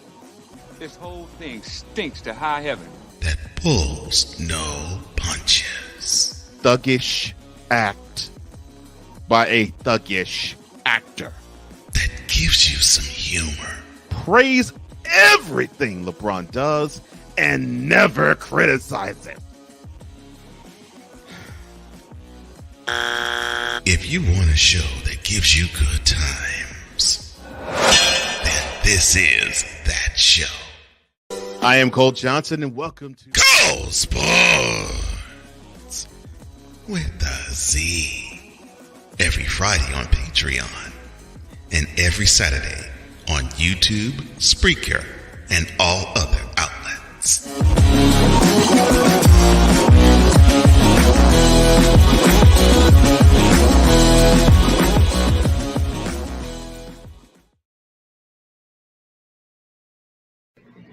LeBron James is trash as a basketball player. Wow. I will say that one more time. You said it so easily. I've been saying it for 20 years. It just came fluidly out of your mouth, like it just flowed like waters of the of a fall, just dropping off a cliff. Oh, you mean this sentence right here? Quote. LeBron James as a basketball player is pure, unadulterated trash and has been for 20 years. Close quote. Yeah, I said that, and I'm going to say a whole lot more if you tune in every day to Snowman in the Morning with Cole Johnson at 8 a.m. Eastern Time. Hey, Toe Man, they're waiting for you. This is Snowman in the Morning. It most certainly is. Inside of hour 2, Clark Monroe is on the way. And why is El Jefe stay away from me? What's going on here? That is quite all right. We were talking about helmets. We're going to talk a little broadcasting here. One of the fellows I want to get on here as a guest is one of my good friends, John Chalesnik, who is the man in charge of the Sportscasters Talent Agency of America. And he just sent to me and sent to a lot of people. There's Wise. There's Wise. I have to get a refill. Yeah. Let's hear the word. Let's hear the word. Say it again. Hey, I got it. Coffee. Had to get you some coffee. Yes, now, you're from Brooklyn, are you not? Because I can hear born that. And raised. I'm a born and raised Brooklyn that accent. boy. I can hear that accent. What kind of coffee are you drinking? Bustelo, man. I'm truly Puerto Rican, man. Yeah.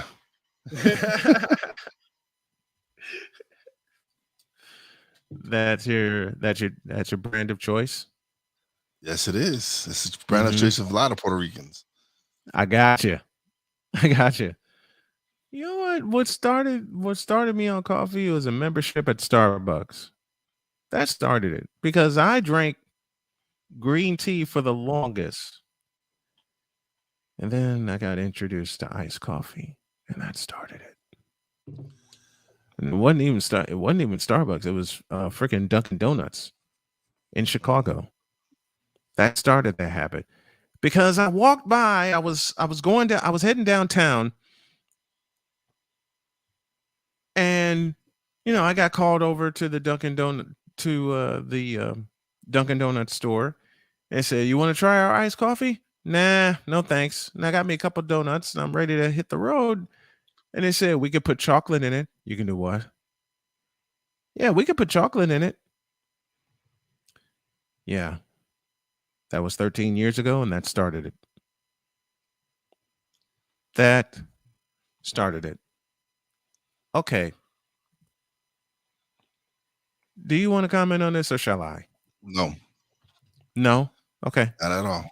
That's out of here. We both know he's trolling. We both know it's not going to happen. We both know it's not going to happen. Yes. See, one reason I love Rod is because he says all this stuff. And yes, I'm putting the Brooklyn in it. Stuff. It's funny. When I went down to Podfest, we met some Florida people, and that was fun. They had said something, and they had said something about a New York accent, and I just said, "What do you mean about New York accent?" And he's like, "See, that's what I'm talking about. That right there." What are you talking about? But you live in Pennsylvania now? Yes, I do. When'd you move to Pennsylvania? When? 2013. Ah. So it's a recent transplant for you. Living in Pennsylvania. Mm-hmm. Yeah. Well, I'm it's looking to make a 2014. 2014. Okay. I'm looking to make it. You know where I'm looking to make a transplant back to. Yes, I do. Trying to make a transplant back south to Carolina. It's gonna take a bit, and I know it is. It's gonna happen.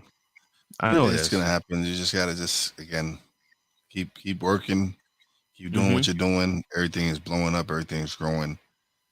Things are falling into place. Things are falling into place. You're getting healthy.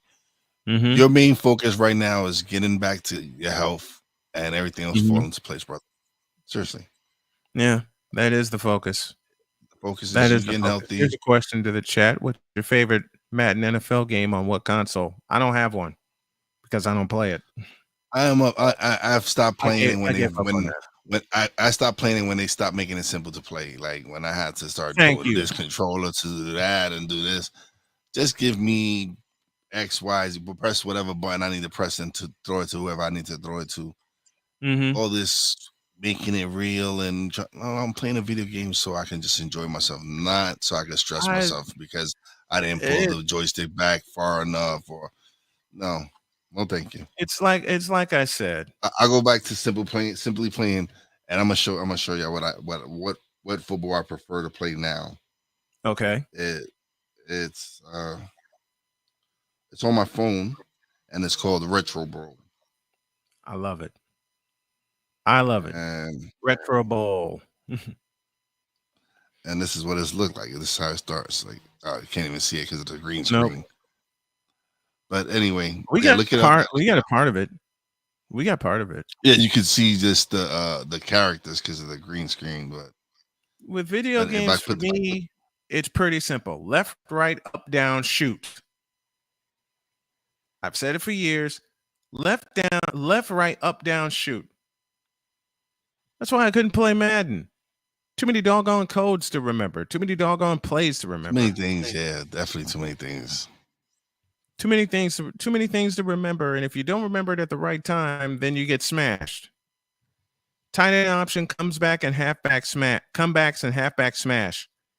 and run the hurry up offense. You can't be stopped. Well, I don't even play. I can't.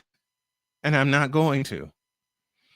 I'm not going to. It's just the games and the consoles they're in have gotten A, too complicated for me, and B, too stupid for me. I like old school stuff. That's why I like RBI baseball. How fast can you throw it? You yank the joystick back. If you don't throw it fast enough, you get caught. Yep. It's as simple as it gets. That's one of the reasons I stopped playing the WWE games, is because it was making it too. But I heard they went back to making the game much more simpler, so I might try it out. I think I'm gonna go back to playing the games. I have denied my love for gaming, and so I think I'm gonna reward you found myself the love for something else. Yes, but I still want to play a couple of games. There's a couple of games out there I've seen that I want to try and play. And I'm not gonna go crazy and play like I used to, but I'll take an hour here and there to do something. Listen, you got to enjoy things in life, man. And playing video games is something I enjoy doing. So I need to reward myself for the hard work I've been doing for the last couple of years. That's why I want an arcade.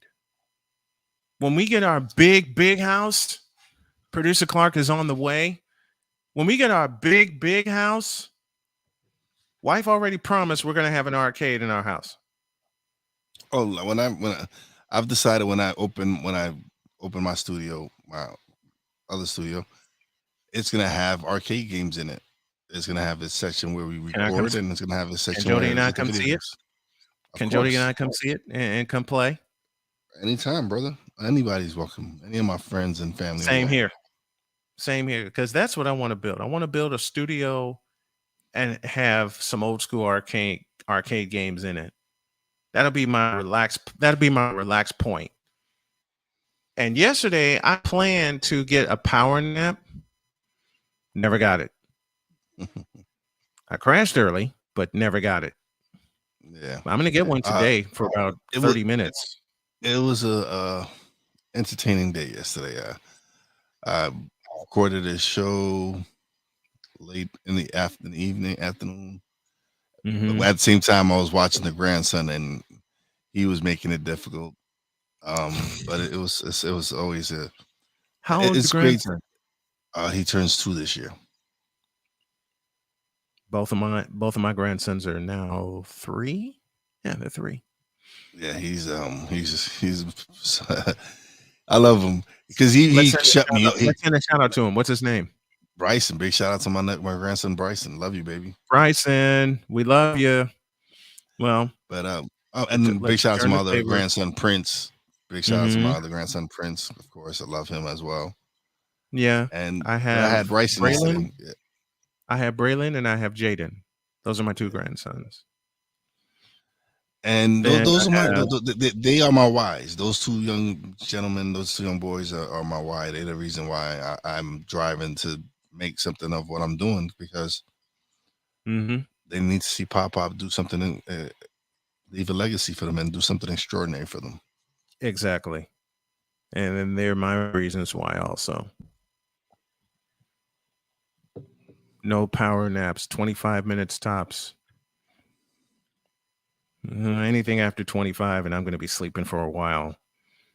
And one thing I take me little naps in this chair, but I also sleep. I also suffer from sleep apnea, and I have a machine. But yeah, sometimes I just sit here and I just sit here and I go to sleep. I wake up 30 minutes later. Like, oh, I feel refreshed. I needed that nap. That's what I have to do. I have to stay here in the office, because if I go stretch out in bed or on the couch, I'm a dead duck. But this chair is so comfortable. It leans back. It reclines forward. How much was that chair, and where do I get one? Because I got to find me a more. It's gonna take a while, and I plan to do a fundraising chat later today. It's gonna take a while. I know it is, but. How much was that chair, and where do I get one? I got it on where I get most of my stuff, Amazon. I paid like 100 and something. I'll look it up and I'll get an exact price for you. I actually send you the link Look when up and I send me. get a chance. Look it up and send me the link. Definitely. Because the other thing I have to do while we're talking office expansion, I got to get a wider desk. I have to get a longer desk. So what my desk is like, my desk is an L, like right now. So it's an L, and then it's got on the longest part of the desk. It's also got another shelf on top of it. Yeah. So that's where I have one monitor, 2 of my cameras, and my 2 monitor speakers. How big are your monitors? How big are your monitors? Oh man. Let's see. I want to say 16 inches, probably a little more. Yeah. Because both of mine are like 16, 18 inches. Both of mine are 19, but I'm trying to get 22-inch monitors, but I got to have a bigger desk. I got to have a bigger L-shaped desk. All right. Let's talk some CFL, and we welcome. Did I just see the Regina Pats on that mug? Sure. I love it. Sure did, my man. I love it. We're going north of the border to Saskatchewan, and producer Clark Monroe has joined us for our weekly chat. How you doing, man? Good. Are you guys talking Pac-Man? I heard you guys talking arcade earlier. What's Yes. going on there? Listen. I'm old school when it comes to video games. Left, right, up, down, shoot. That's it. That's what I grew up with, and that's all I need. Speaking of needs, we have Winnipeg and Calgary on Saturday. Yes, I mean, this is the matchup. This is the matchup of the season, Brian. Like these two teams have been running everybody's show this year. We talked about this last week, or whenever we chatted last, and about how dominant Winnipeg is, and they're back-to-back champs for a reason, and they're coming back in here, and they're just showing why they are. They've shown all year long, and they've been able to establish a running game that nobody can match, honestly. And that's the thing, is that they lost Hall of Fame running back Andrew Harris. And Andrew Harris, for people who might not know down there, might not be familiar, Andrew Harris didn't go to college. He actually played junior football here in Canada. And he's a Canadian running back, which are rare. Canadian running backs, especially like starting quality Canadian running backs over the last decade or two, have been a little bit rare in this league. So when he came in, he started in BC, and he's a BC boy, or he's a Manitoba boy, but he went to junior football out in BC. And he kind of came in as this dynamic running back who could catch the ball out of the backfield. That was his big thing at the beginning. And that kind of got him a spot. And since then, he just eclipsed 10,000 career rushing yards in the Canadian Football League. One of the best Canadian running backs, one of the best running backs in general of all time in this league. And he was in Winnipeg for the last, I don't know what it was, 7 or 8 seasons probably. 1,000 yards every single year, pushing 2,000 yards some years. And he just left. They just kind of almost said, you know what, thanks for your service, Andrew. You're done, and we're going to let you go. And he's in Toronto now. And even though he's gone, Winnipeg is still one of the best running teams in the league. And I think we talked about this last time, but it's their offensive line that just is able to do so much work. They push everybody around, they bully everybody, and their defensive line is just as good on the other side. So that's how good Winnipeg is they can lose a Hall of Fame running back and still be just as good as an offense. And on Calgary's side, they have, I don't want to call him the Tom Brady of the CFL, but I'll call him the Aaron Rodgers of the CFL, and Bo Levi Mitchell. And he's been around for a long time. He likes to talk smack. He has a big ego. And people love to hate him, especially here in my province, Saskatchewan. We're next door to them. We hate those guys. So he's been able to kind of have a bounce back season because he's had some injury issues, and he's running Calgary's offense really well. Calgary's a team. We kind of call them the New England Patriots of the CFL. They're a team that year after year, they lose really good players and they replace them with just as good players. And they've been able to recruit guys out of the States so well for so many years. And, you know, it's the Bill Belichick model of next man up, right? Like they just keep bringing guys. And it's like, oh, you just lost an all-star. There's another all-star in his position next year. And that's how they work. And that's how they've been working for a lot of years. They've brought back a few guys. Maybe some NFL fans might recognize the name Reggie Begelton. He went down to the Green Bay Packers, and he was with the Packers for a couple seasons. He's back in Calgary now. Kamar Jordan, you might recognize that name. He bounced around the NFL for a little bit as well. He's back in Calgary. So they always find ways to bring guys back after they go to the NFL. And those are just two of them. They're just explosive receivers, and it gives Bo Levi some great weapons. So they're clashing this week. They just played against each other the other week, I think, as well. So we're just in for a treat this week with Winnipeg and Calgary meeting up again. Winnipeg 7-0, Calgary 4-1 coming into this week. It's the game of the week. It's the game of the season. And Rod had that poll up on YouTube. That was the game I voted for with Winnipeg and Calgary. Let's stay in the West Division. Not only does Winnipeg own a victory over Calgary, they also own a victory over BC, and they smacked BC in their own house. 43-22 was that final. Zach, I posed a question, Zach Collaros or Nathan Rourke, and so far it's been Zach Collaros and everybody else. Yeah, and it's funny because Nathan Rourke is that kind of dynamic rookie, and we talked about this last time, Brian, but he came in and I think where a lot of teams usually like to ease guys into the season, it looked like BC just said, all right, let's go throw the ball around. Let's go have some fun and throw the ball. And this year in the CFL, it took a couple of weeks for teams because there wasn't much of a preseason because of lockout stuff and whatever else. There wasn't much of a preseason. So the first 3 or 4 weeks to me kind of felt like almost like a preseason in the CFL. And where other teams were kind of, working on finding their routes and finding, their coverages and their blocking schemes, it looked like BC was just like, all right, let's go have some fun and let's go toss this ball around and take advantage of these defenses that maybe aren't totally gelled yet. And Nathan Rourke had, 300-yard games, 400-yard games. And he came in as this like hotshot rookie.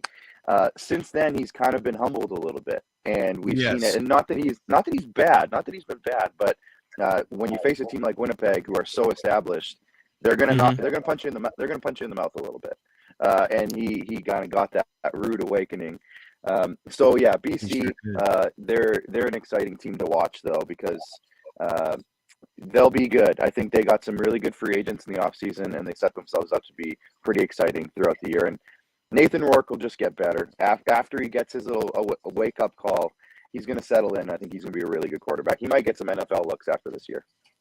Lions are playing Saskatchewan this week, and this one is on the road at Saskatchewan at Mosaic Stadium.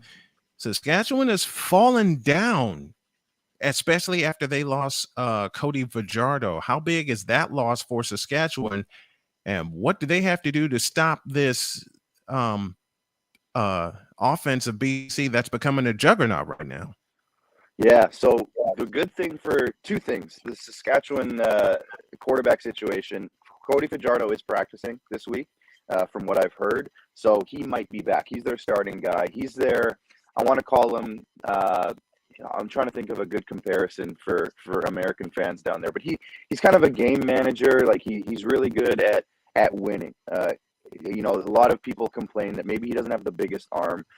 Maybe he's not the fastest scrambling quarterback, but what he does is he makes enough stuff happen usually every week to win a game. He's been hurt. He's been battling some knee injuries. He's been battling a few other things this year, and he was out last week, which gave us an opportunity to see 6'7" rookie quarterback Jake Dolegala. Now, for college football fans, Jake Dolegala, I think he went to Central Connecticut. Yes. He was super highly touted out of high school, but he got hurt in his last season, and it knocked his recruiting down in terms of what NFL teams looked at and what colleges looked at. So he ended up going to Central Connecticut and setting some records there. He took him to a bowl game for the first time in a long time. And he's up here in Canada now. And we got to see him last week. And it took him a few drives to kind of, get the nerves out. You could see he made a few passes behind guys. He made one pass like 10 yards past a guy. And but once he got settled in, you saw that raw talent of that 6'7" frame that could really chuck the ball. He made a couple of 40-yard passes later in the game. And not only is that encouraging because Saskatchewan hasn't been able to find a good, solid backup for a couple of years since Cody's been here, but it gave us a little bit of reassurance that, if Cody can't come back and get back to his starting ways, at least we have this guy who's exciting. Maybe he can make a big play here and there. So that was exciting. But Cody should be back by all accounts. We're hoping so because, like I said, he finds a way to win games. They were devastated by injuries last week. Devastated. Yes. If you saw their practice, if you saw their injury report from practice, it was almost the situation where it's like, who's not hurt this week? Like, is everybody healthy? They had some COVID stuff go on. I think like 10 starters were out with COVID. Which is rare because it hasn't happened a whole lot this season, but I guess we just had a minor little outbreak. So I think a lot of those guys will be coming back this week. There's a few guys out with some other kind of nagging injuries that just have to miss one game. So I think we're going to see a big infusion of guys coming back off this injury list this week. So it's going to be back to normal. But what I was going to say, the second thing, this BC Lions offense is coming up against the Saskatchewan Roughriders defense, which is leading the league in sacks this year. Some of the guys, like there's a guy named Pete Robertson who's lighting it up on the defensive line.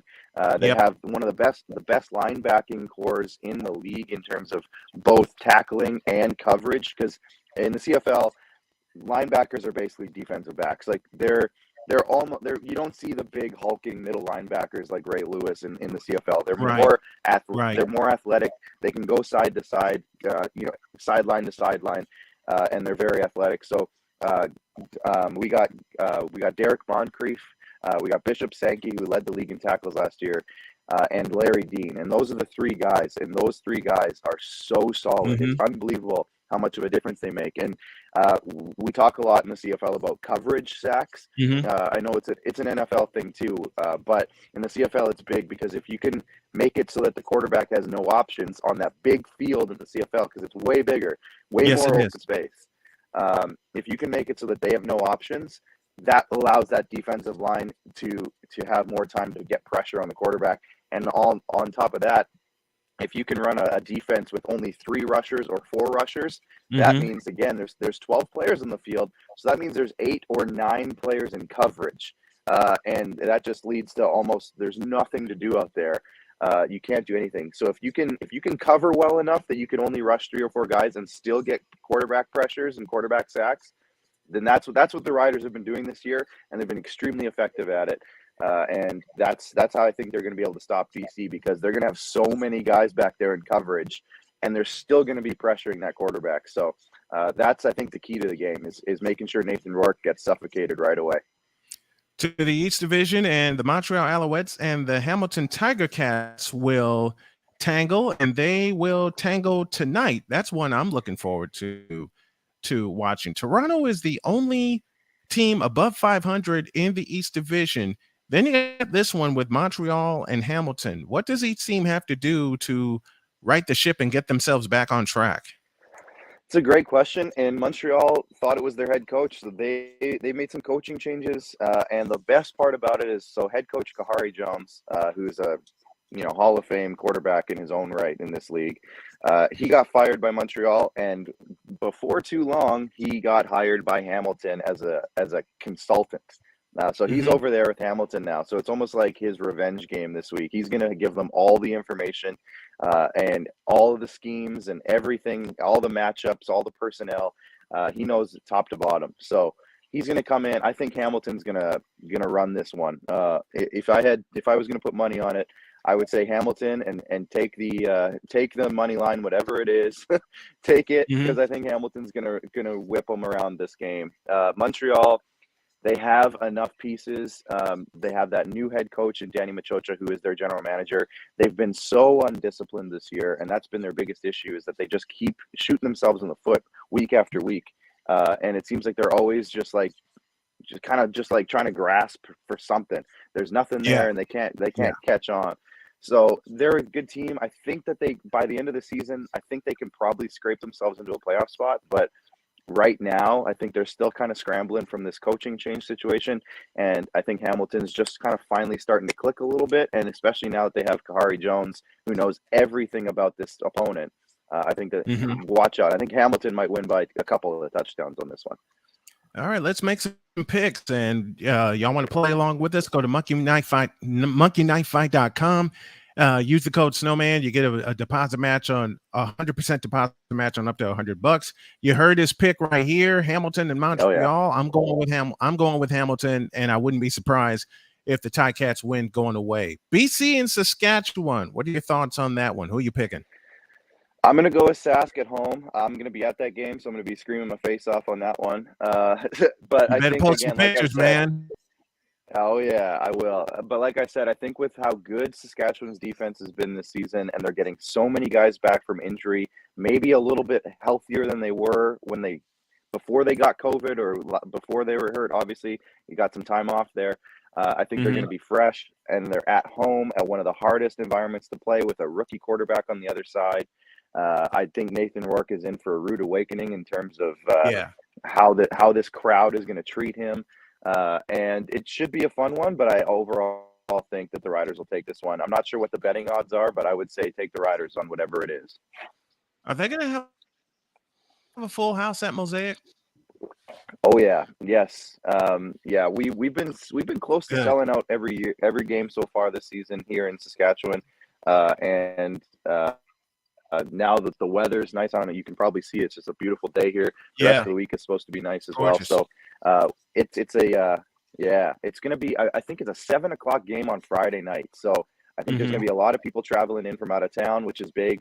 The way our city works is that I think we only have a population of about 220,000, but we have a ton of people in the rural areas around us, and then a couple bigger cities up north that all travel down. So you might have not as much northern people coming down because it is a Friday. It's not easy to get off work and then head a couple hours south to Regina, but there'll be a lot of the smaller town people coming from out of town tonight or for Friday night's game. So it should be a pretty big crowd and pretty raucous one at 7:00 on a Friday night. I think it'll be a fun one. I can't wait for that. I got a question. I got one question. How is the attendance overall in all the games over there?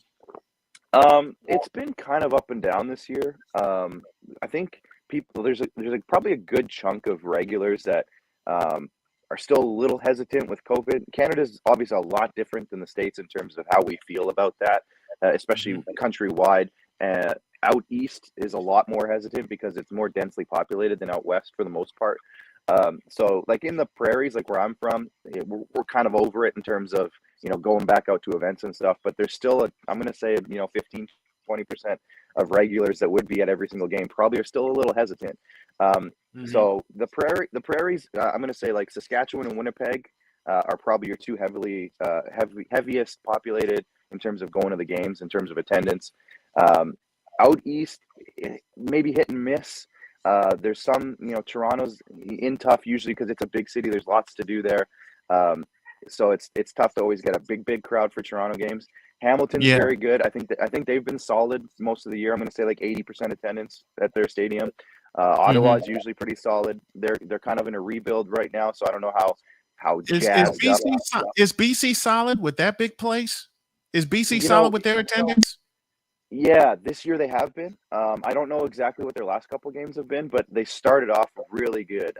Their stadium is massive, and for years they kind of closed off the upper bowl because it's so big. Like the bottom bowl, I think fits like 30,000 people in it, and then the upper bowl I think pushes it over 50. So, or maybe even higher than that. So they closed off the upper bowl so that everyone would just stay on the bottom for a lot of years. But before that, they used to have 45,000, 50,000 people at a game. And just again with the changing world and how a lot of people just aren't going to as many live events anymore. They had some issues in BC because again, it's a big city. There's a lot to do there, and you're fighting for everybody's dollar. So they had some issues, but they bounced back this year. They have a new president who's put in some awesome ideas. They've lowered some concession prices. They've lowered some ticket prices. They're trying to get people back, and with their exciting offense, it was a really good start. Offense sells tickets, defense wins championships. So they just got to figure out that second part, and I think they're going to be great. But I think BC's making a resurgence in terms of their fan base, which is great because they did for a lot of years have one of the biggest fan bases in the league because of how big their city is. They were a dominant team for a lot of years. They won a lot of championships, and they fell off a little bit. I hope they come back because it's good for the league when Vancouver is strong. It is. It really. Save the big one for last. Ottawa and Toronto. See, Toronto, moved out of the Rogers Center, and now at BMO Field in 2007. Your thoughts on this one? Toronto's the only team that's above 500 division, and we got Ottawa, who's winless, coming into this game. Is this a trap game for the Argonauts? Well, it could be, and I think the other thing too is that I think Ottawa is fighting for their lives on this one. Like if they lose this one, there might be coaching changes, there might be personnel changes, there might be players getting cut. Like this is a big week for Ottawa because it's kind of that do or die week for them. So for Toronto, I think I would hope it's not a trap game because I think everybody in the East right now needs to. It's almost like must win every week right now in the East. They're fighting for their playoff positioning. And with Toronto being the only team above 500, like they need to assert some dominance. Like they need to start showing that they are that team every week. So if they go out and lose to Ottawa, it's just going to raise more questions in the East. And it's a little bit worrisome, I think, if they can't handle this one. Ottawa, like I said, they might be firing head coaches. They might be firing coordinators. There might be some wholesale changes going on if they lose this one. So they'll be fighting for their lives. Toronto needs to assert some dominance. They need to start showing that they are that team. This could be more interesting than some people give it credit for, and this could be one of those weeks where Ottawa comes out on top just because they're like that dog who's fighting for their food at the bowl. You know, like this could be their time to kind of show what they can do. And then they're not a bad team, like I said, but they're just. It's been a weird couple of years for Ottawa. They just can't seem to put everything together. So we'll see. But they. If they want us to keep their jobs, I think this is the week to show that they can actually keep those jobs. Then you got the big one, Winnipeg and Calgary at McMahon Stadium. I got to go with the undefeated and two-time champion Bombers. I wouldn't be surprised if this is a 40-point game with these two teams. I would not be surprised. You got the two teams at the top of the division, Calgary and BC tied at 4-1. But you got Winnipeg. They're 7-0. Zach Collaros and company doing the doggone thing. I wouldn't be surprised if this is a 40-point game, but my money's on Winnipeg. And it's one of those situations where until Winnipeg loses, how do you bet against them? They're just so good. They're so strong everywhere. They don't have any weaknesses.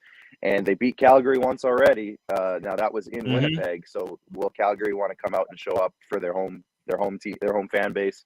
I want to see this one. This is going to be a fun one to watch. It's the marquee game of the week. Everyone's going to be tuned in to see what happens. So I would like to think Winnipeg will win this one. I'm a little hesitant to put any money on it myself because Calgary is one of those teams at home. They're a different beast at home. So we'll see. But it's going to be fun to watch. You know the madness of McMahon Stadium. It's going to be a madhouse. And I've heard that this is their highest selling game so far. They're going to have one of their biggest crowds of the year. It's nice out. The Calgary Stampede is over, which is the craziest 2 weeks in Calgary of the year. It's over. It's in the past. So now everyone's looking for something else to do and go crazy for. This could be a pretty raucous one, I think. So keep an eye on it. I wouldn't be surprised. And my bucket list is to see a Canadian football game in every stadium within the next couple of years. I'm going to make my way up there. My wife's going to come with me. Don't be surprised if we bring the RV that we're going to get with us and just drive around and see every stadium. I want to see all the CFL stadiums. That's producer Clark joining us from north of the border in Saskatchewan. I know you got to get to work and get ready for the Rod Peterson show. A very, very guilty pleasure of mine. And I had someone message me saying they'd like to see me back on the RP show. I'd love to be back, but I know it's been busy. I know Rod's been busy, getting prime time on Game Plus Network where his show re-airs. We're getting the same thing with BS3 Network. I want to make a hookup with Game Plus Network. I'm going to try to make that happen. I got to talk to Moose. I got to talk to Rod, but we're gonna try to make that happen and get some more Canadian fans. This is the start of it, and I paid homage to one of my favorite Canadian players, Milt Stegall, when I saw some highlights of him. Number 85, spent his entire career with the Winnipeg Blue Bombers. Man, listen, my favorite moment of Milt Stegall was 2006. When on the last play of the game against Edmonton, He gets hit with a 100-yard touchdown pass to win the game. You just don't have walk-offs like that. That was an incredible play. Absolutely unbelievable. And the highlights of it are so funny because it was such a big play, but at the same time, the defense blew their coverage so bad. Yeah, they did. Yeah, they did. They blew it. They blew it. That should have been a 40-yard pass at most. Yeah. He gets hit in stride at their own 45-yard line. Two defenders missed him, and Stiegel jogged the rest of the way. He didn't have to turn on the afterburners because after the defenders fell down, it was over. Yeah, exactly. And he's one of those guys. He wasn't always the fastest, but you're not going to catch him if you're behind him. So he was such a good player. Milt Stiegel, absolute legend. We've had him on our show a couple times. He's probably one of the best personalities in CFL history as well. So it's awesome that he's on the broadcast team now, and he deserves everything he gets. He's an unbelievable guy. Well, I'm going to reach out and try to get him on this program also. Yeah, because I'd love to talk to him. I'd love to talk to G. Roy Simon, another CFL legend, and just start integrating more CFL talk. I know we talk a lot of football here, but with what's going on this week, especially Winnipeg and Calgary on Saturday,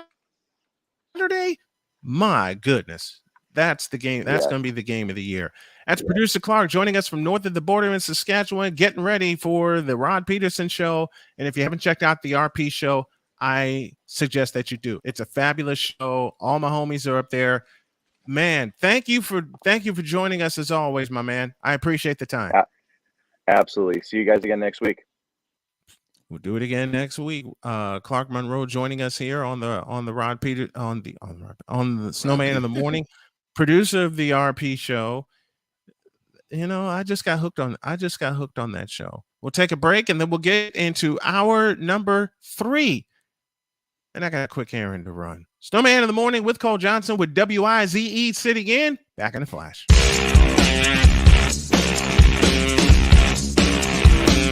This is Snowman in the Morning.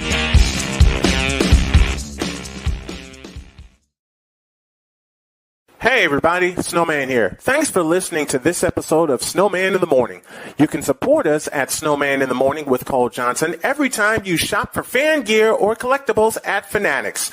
Just visit officialsitmorn.com/fanatics and click on the Fanatics logo. Then shop as planned and we'll get a commission on your sale that will help us a ton. Next time you're going to shop at Fanatics, just visit officialsitmorn.com/fanatics and support our morning show. Thanks. Discouragement, sorrow, distance. Your arguments cause damage to your family. The hurt leads to divorce. You feel like there is nowhere else to turn. But there is hope for you. That's where we come into play. There is an overcomer that lives inside of you. One ready to take on the world as you leap for joy, living in victory. You'll grow to love yourself and others. There's life after divorce, and you can claim it today. Get Over Divorce, where your new story begins here every Thursday on YouTube and Spreaker. I can't do it. We'll do it live. Do it live. I'll write it and we'll do it live. Mister, will you please wake up? He's a 4-time NBA champion, a 2-time league MVP, a member of our 75th anniversary team, and for the first time ever, he's an NBA Finals MVP. The 2022 Bill Russell NBA Finals MVP award goes to Stephen Curry.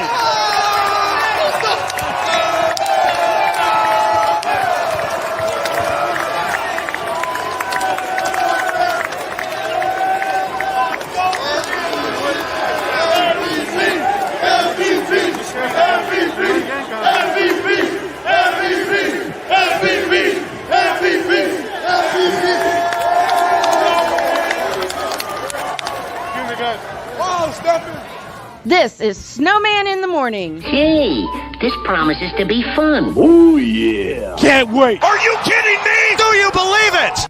It's the hottest of hot takes and the coldest of cold, hard facts. Every day at 8 a.m. Eastern Time.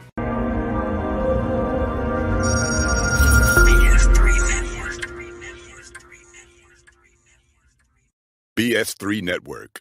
Changing the way you watch TV.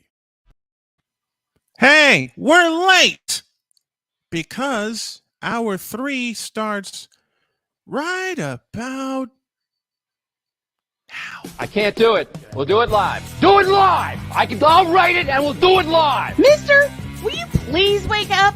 And give those guys a little extra weight.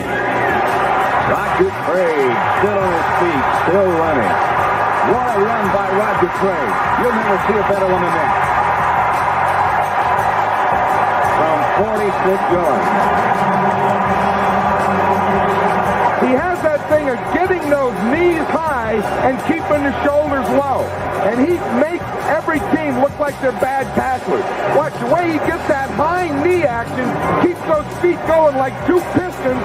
Then, at the same time that the knees are going high and keeping going, the shoulder can get low to take on a tackler.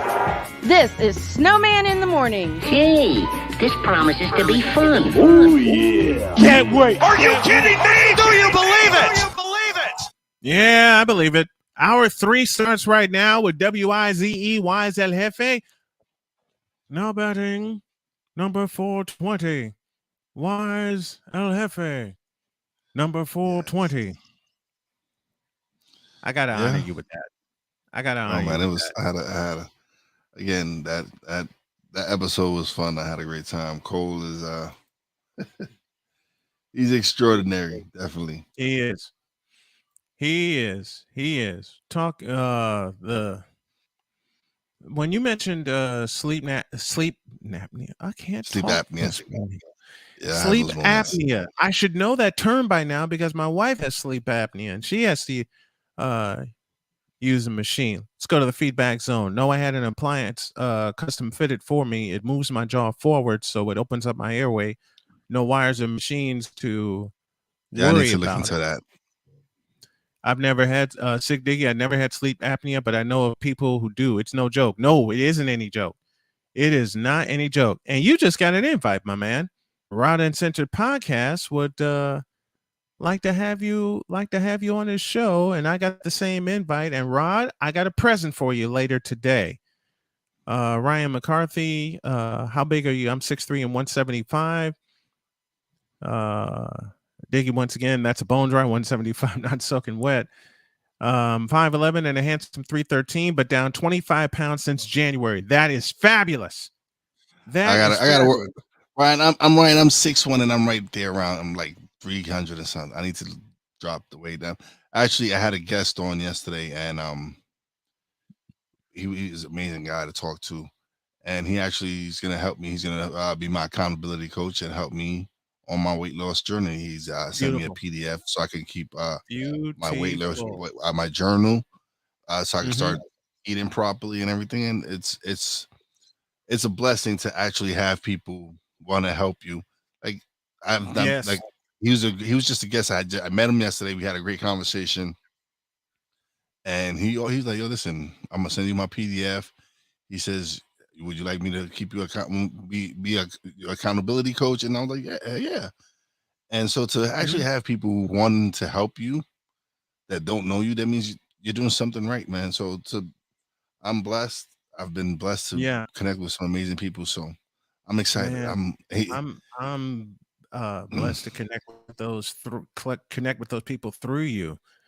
You know, Diggy again. Also, my parents' generation and my native East Africa has been plagued with diabetes and cardiovascular diseases. Well, I'm getting rid of all of mine. Snowman and I have a mutual friend that's 5'10", 280, lifelong athlete, amateur wrestler, was recently diagnosed with type 2. I've been fighting type 2 since 2010. And in the next couple of years, not only am I going to get healthy and I'm going to continue kicking cancer in the ass, I'm going to beat it. I'm going to beat my type 2. You know, I've managed it long enough. Now it's time to kick it in the ass once and for all. And I am down to 235 pounds. That's what I would like to get down to. Like get down there and I feel good. I was up From to when? like over 500 once upon a time, and that's when I first got diagnosed with type 2.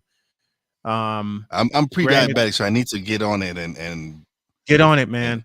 oh no, I Get need to get on it. That's on why I said that's why I was blessed to have the guy on my show, have him on my show. Actually, David Medensky. Big shout out to David Medensky.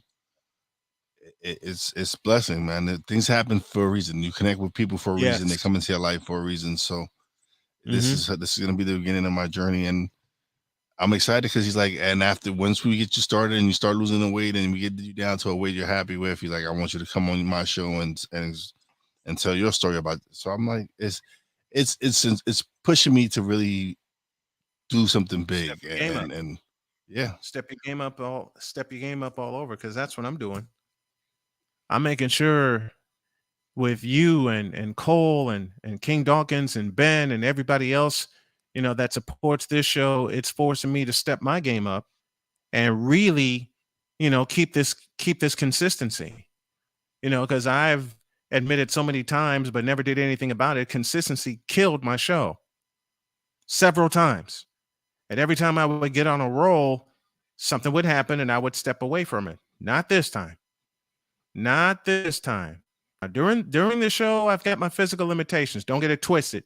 But be that as it may, come football season, there may be an extra hour added to the program, because I want to get as much football talk done as I can. And as my strength continues to build and my endurance continues to build, this is just going to be a lot of accountability. It's going to be a whole lot of fun, but it's going to be a whole lot of production also, because there are quite a few guests. And speaking of guests, I got Andy Dorr coming at the bottom of the hour.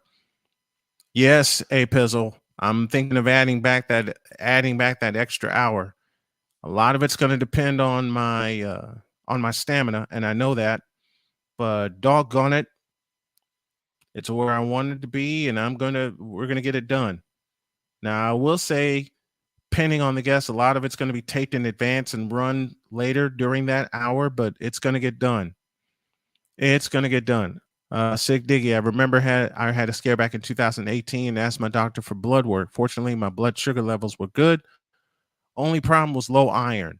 That's something I've run into since I've had the wounds on my feet. I've run into low iron, and I've also run into, I can't think of the term right now. It's not I cannot think of that term right now. But it's caused me to feel cold, especially on days like today when I know it's going to be a hot day. Anemia, there it is. Anemia. I've had to fight anemia. Yeah. I had to fight anemia. And my doctor told me that once the wounds on my feet completely heal, that should get rid of the anemia, and that should also kick my iron back up a few notches, because I had some blood work done yesterday. But yeah, since we're talking health, we may as well keep going with it. But you know something? I love where my health is going right now, and it's trending upwards. I still have a lot of steps to do. I have a lot of steps to do. Again, you just build your strength back up. Everything's gonna fall into place. Just take your time. In those days, you can't do it. I know I use this as a penalty flag, but this is my resistance band that Casey gave me, my physical trainer, and I've used it. And I continue to use it on my arms and on my legs every day. Every day I use it. Biggest problem for me, and we talked about it with the nurse yesterday, has been sleep. Because when you're an entrepreneur, you don't sleep. Your brain doesn't turn off. You work more than you do a regular job. Yes. And I've had. And so for someone like me who has a regular job and is an entrepreneur, it's what do you do? What's your regular job, man? If I may ask. Seriously, you don't know, bro? No. You forgot. No, I don't know. I'm a table games dealer. That. Huh? I'm a table games dealer. Ah. So how many of you got Pac-Man as a table game? Because I might buy one. Bro, no. I deal blackjack. I deal blackjack, craps, roulette. Oh, those table games. Yes. I work in a casino. Ah. I didn't know that. I honestly didn't know that. Oh. Yeah. I honestly didn't know. Well, that's cool. You work early in the mornings or 4 a.m. to 12 p.m. Ah. And today you got out early. No, today's my day off now. Thursdays. Oh, day off today. Thursdays and Fridays are day off. Okay. Yeah. The last couple of days I've been getting out early. Okay. That's good. That's good. I didn't know you were. That's sweet, man. Do you have fun doing that? It's okay. That's all I need. It's to know. Listen, I get paid well. It's a good paying job to play games. Mm-hmm. But sometimes degenerates can be a handful. Understood. Oh, believe me, there's stories. There's stories that I'm actually working on a show talking because I got a lot of old school guys from AC and stuff like that. So I was gonna it's probably gonna it's still a title and work, but it's something like Casino Confidentials and stuff like that. So okay, it's just me sitting down and talking with people that have been in. I want to set up a time with you next week where I can do your podcast. I want to set up a day and time next week. It's probably anything will probably be a Thursday or Friday. Those are the 2 days that I have.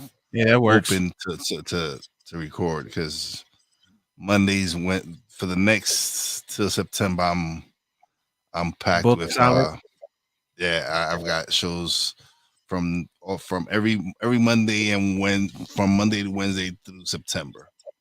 So it's gonna have to be one of my. So let's tape Thursday. Thursday is fine. Let's tape. We might as well Thursday. just do it right after. If we could do. You could go take a rest and then we'll come back and we can record. Yeah. That. We would definitely do that. Meanwhile, I have a little four-legged critter to take care of, so we're gonna take a break. When we come back, we'll talk some more stuff. Snowman in the morning. Well, I gotta actually run and do an errand for the wife, so I'll be heading out. But okay, always a pleasure, brother. I'll be on tomorrow. Love having you on. You take care of business. I'm gonna take care of a little business. Thank you, Wise, for sitting in. I appreciate it. Bro, you know me, man. I love doing this with you, man. I love you and Cole. Yes. I'm always thanking you guys for giving me this opportunity to shine, man. To do nothing. You're one of our brothers on this program. You're one of our brothers on this program, and we love having you. We absolutely love having. I definitely love everybody up. I love everybody in the chat, man. I've made some great friendships, and I've got some great. Listen, I've some great opportunities have come from me doing this show. I'm on the BS3 network. Check out Poppy J and Wise coming to you August 5th on BS3. August 5th is the premiere. Friday night. Yep, Friday night, 11 p.m. Man, and can't wait for that. We got the NFC Beast coming up. Big shout out to my man Cool McCain and Shady Sports. Big shout out to them. And Ben also, who's also a part of that. We got Shady Sports. We got Shady Sports coming tomorrow to talk some football with us. But let me go to a break. And Wise, peace out, brother. Thank you once again, brother. I appreciate it. Love you, man. Love you. To a break, and I'll be back with some more stuff. And Andy Dorf at the bottom of the hour. Snowman in the morning, back in a flash.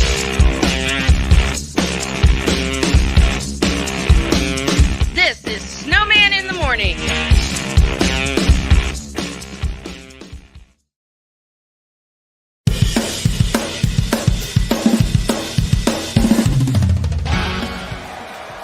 For Steph Curry, Tim Anderson, Jordan Alvarez, and it's caught. Deebo Samuel with the catch. Michael Jordan can sense the throw. Just got the king. BS3 Network. The hottest of hot takes.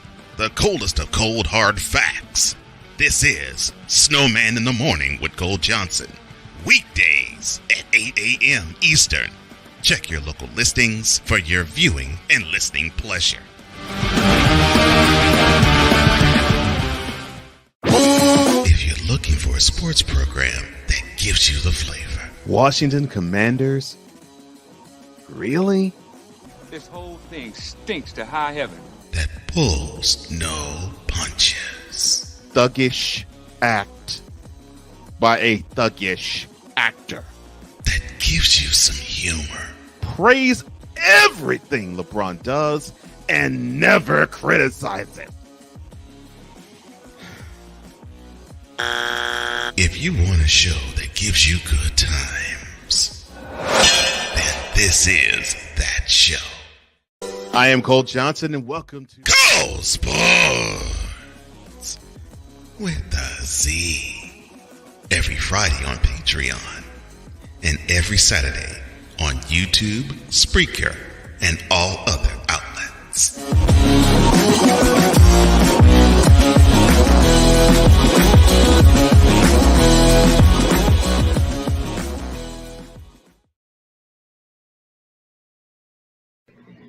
LeBron James is trash as a basketball player. wow. I will say that one more time. You said it so easily. I've been saying it for 20 years. It just came fluidly out of your mouth, like it just flowed like waters of the of a fall, just dropping off a cliff. Oh, you mean this sentence right here? Quote. LeBron James as a basketball player is pure, unadulterated trash and has been for 20 years. Close quote. Yeah, I said that, and I'm going to say a whole lot more if you tune in every day to Snowman in the Morning with Cole Johnson at 8 a.m. Eastern Time. Hey, Toe Man, they're waiting for you. This is Snowman in the Morning. Welcome back to Snowman in the Morning. This is hour number 3. And we go to the feedback section. I got one thing to say to YSL Hefe. Hit me. I love it. I love it. Just wait till the football season starts. Things are going to get wild. Yeah, college and pro football. College and pro football. Speaking of which, Cowboys owner Jerry Jones referred to narratives that he was, quote, sensitive to, narratives that make him uncomfortable. He follows and invites talks surrounding his high-profile NFL franchise. And yet, when narratives spin from his control, he's apt to try to draw them back in. And I'm reading from USA Today. So, yes, the owner who doubles as general manager is aware fans have questioned the Cowboys' commitment to winning this offseason. If they're rearing for a championship, some wondered where the roster upgrades after the wild card loss. Jones, at length, Tuesday, even when he was not asked directly on some topics at all, he says, quote, we put a lot out there for the fans, a lot for the Dallas Cowboys out there, and we're not screwing around. Let that sink in for a moment. They're not screwing around. Just makes you think sometimes. Cowboy fans think They're not trying to come here to fit in. They're coming to take over. Which they're not. We've lost 3 really high-profile players, Jones said. Those decisions were made more about availability than ability. One of them, talking about Amari Cooper, missed 2 games last year while battling COVID-19 while unvaccinated. Jones repeated availability 6 times in his explanation. Your standards go up. Your bar is higher. Your conduct is higher. Your attention to the team is higher. Not just your performance, but your everything. I don't want to demean any player. I love those players personally, but you have to have the number one thing is how we win a football game. If you want to be in the top 10, check I at the door. It's we when you go through the door. Now you say all of this, Jerry Jones. And last year, you just had one big fat after another. Let me read that again.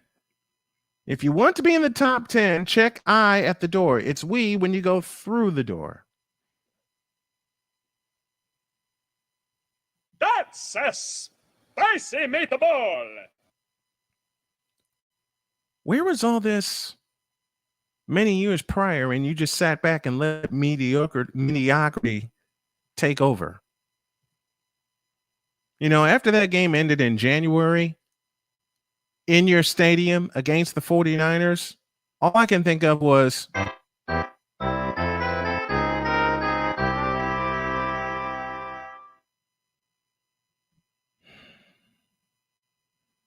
Jerry Jones, you still have a lot to learn. Returning receiver CeeDee Lamb and Michael Gallup still recovering from an ACL tear. To receive help from free agent James Washington, third down rookie Jalen Tolbert, and versatile weapon Tony Pollard. It goes back to what I've said about the Cowboys and what many others have said about the Cowboys. Where's your running game?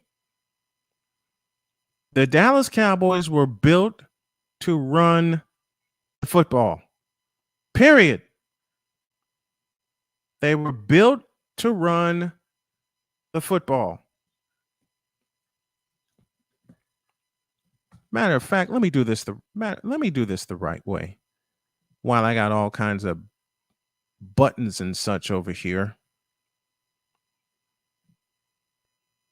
Cherry is a clown, but he makes billions of dollars being a clown. Ain't that the truth? Eagles Elite joins us this morning. Cool McCain, how are you? Very hypocritical, Mr. Jones. And of course, there's that hashtag, Fly Eagles Fly.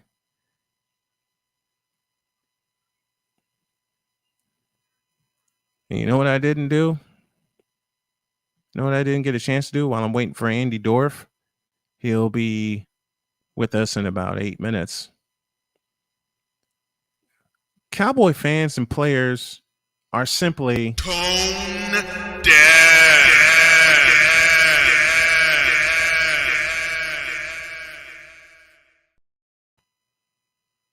That's about all I can say. Why don't you run the football?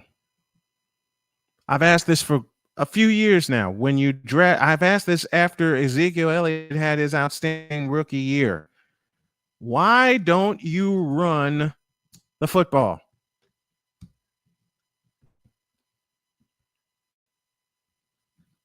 I will continue to pose this question until they start proving me wrong. Why don't you run the football? Man, why don't you run the football with Ezekiel Elliott? I understand Tony Pollard being versatile. I understand that you want to get him involved. But why don't you feed Ezekiel Elliott? You got to feed the Zeke. And by the way, as far as your comments go, Jerry Jones, you're not screwing around this year, huh? Well, all I got to say to you is this.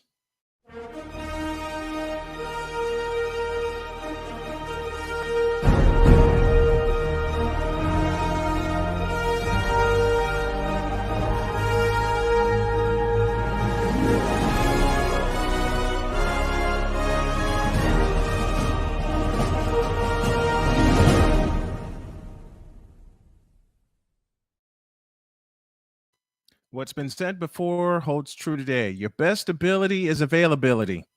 And right now, your Cowboys are not available. Hell, they should have been available in January, and they weren't. So, Jerry Jones, what are you going to do about it? What are you going to tell your staff, especially your coaching staff, to do about it? Are you going to tell them to stop being prisoner of the moment? I know that wasn't done well, but what are you actually going to do? Are you actually going to let your team do what it needs to do and you stay in the background? That's a no. I know that to be a no. Because you just can't help yourself, Jerry Jones. We know that. You know that. You just can't help yourself. Big problem. Let me say it correctly. Big ass problem.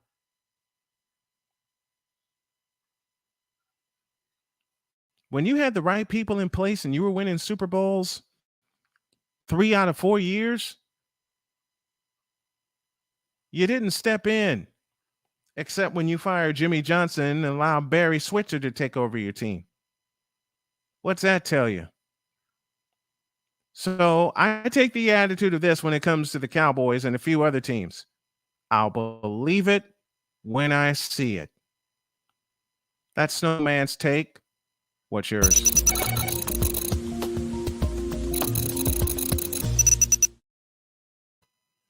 All right, let's go back to the feedback zone really quick. Snowman got to give the Black Kirk Cousins 50-plus attempts. Oh, Lord. Of course, we're talking about Dak Prescott here.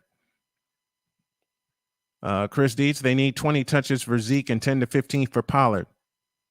Man, screw Pollard. They need to give Ezekiel Elliott the ball, period. Because the fans have no say in whether or not they run the ball. Yeah, that's the truth. That's the truth. Isn't the Zeke injury prone? Yep. Plus, Jerry Jones Sr. will be turning 80 in the fall, so it's safe to say he's possibly senile. I'll reserve comment on that. And they have to let Dak do what he does best. Play, action, pass. No. Dak needs to turn around and give Zeke the ball 30 times. He hasn't missed a game except for when he was suspended. Yeah. Yeah, Fifth Down Sports, I stand corrected. Thank you, Sig Diggy, for that. I don't trust the Cowboys and what the hell they're doing. And then you got the Mike McCarthy thing. Mike McCarthy's not a good coach. And they're going to trust him? How? Just plain, how are they going to trust him? Andy Dorfus next. This is Snowman in the Morning with Cole Johnson. Back in a flash.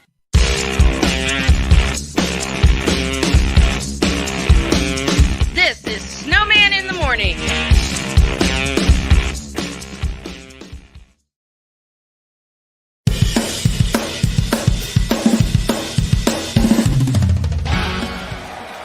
Of course, Steph Curry. Tim Anderson. Jordan Alvarez. And it's caught. Deebo Samuel with the catch. Michael Jordan can sense. The throw just got the king. BS3 Network. The hottest of hot takes. The coldest of cold hard facts. This is Snowman in the Morning with Cole Johnson. Weekdays at 8 a.m. Eastern.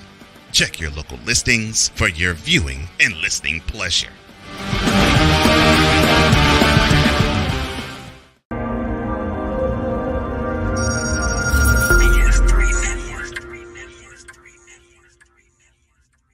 BS3 Network. Changing the way you watch TV.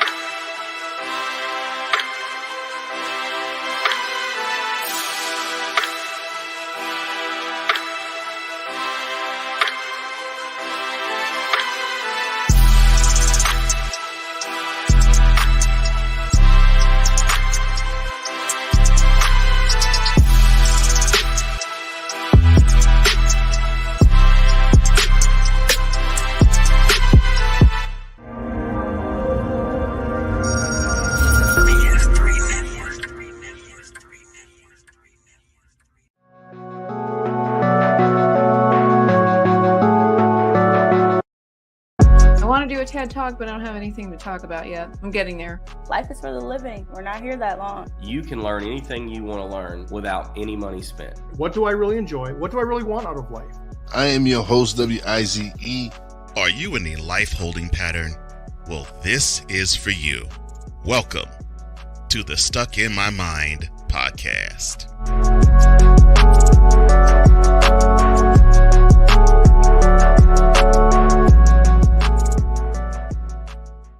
I can't do it. We'll do it live. Do it live! I'll write it and we'll do it live! Mister, will you please wake up? And again, the 1-2 pitch on the way to Saunders. Swing and a fly ball deep to right field. Bautista going back to the track to the wall. Get out the rye bread and mustard, Grandma. It is grand salami time. Michael Saunders with a grand slam home run, the first of the year for the Mariners. Here in the top of the 10th inning, would you believe it? And it's now the Mariners 9 and the Blue Jays 5. Saunders' second home run and as many at-bats. Holy smokes! And the Mariners lead 9-5 on the grand slam home run off the bat of Saunders. Dave D. House, that's for you, buddy. This is Snowman in the Morning. Hey, this promises to be fun. Oh, yeah. Can't wait. Are you kidding me? Do you believe it? It's the hottest of hot takes and the coldest of cold, hard facts. Every day at 8 a.m. Eastern Time. Hey, Toe Man, we're waiting for you. This is Snowman in the Morning. All right, down the stretch we come here in hour number 3. And I got one of my best brothers here, Andy Dorf, in the house with me from Dorf on Sports, a Sunday sports program on Sirius XM. If you haven't checked it out, I suggest you do. Yo, Dorf, what's going on? All good, my brother. How are you doing? I'm doing great, man. I'm doing great.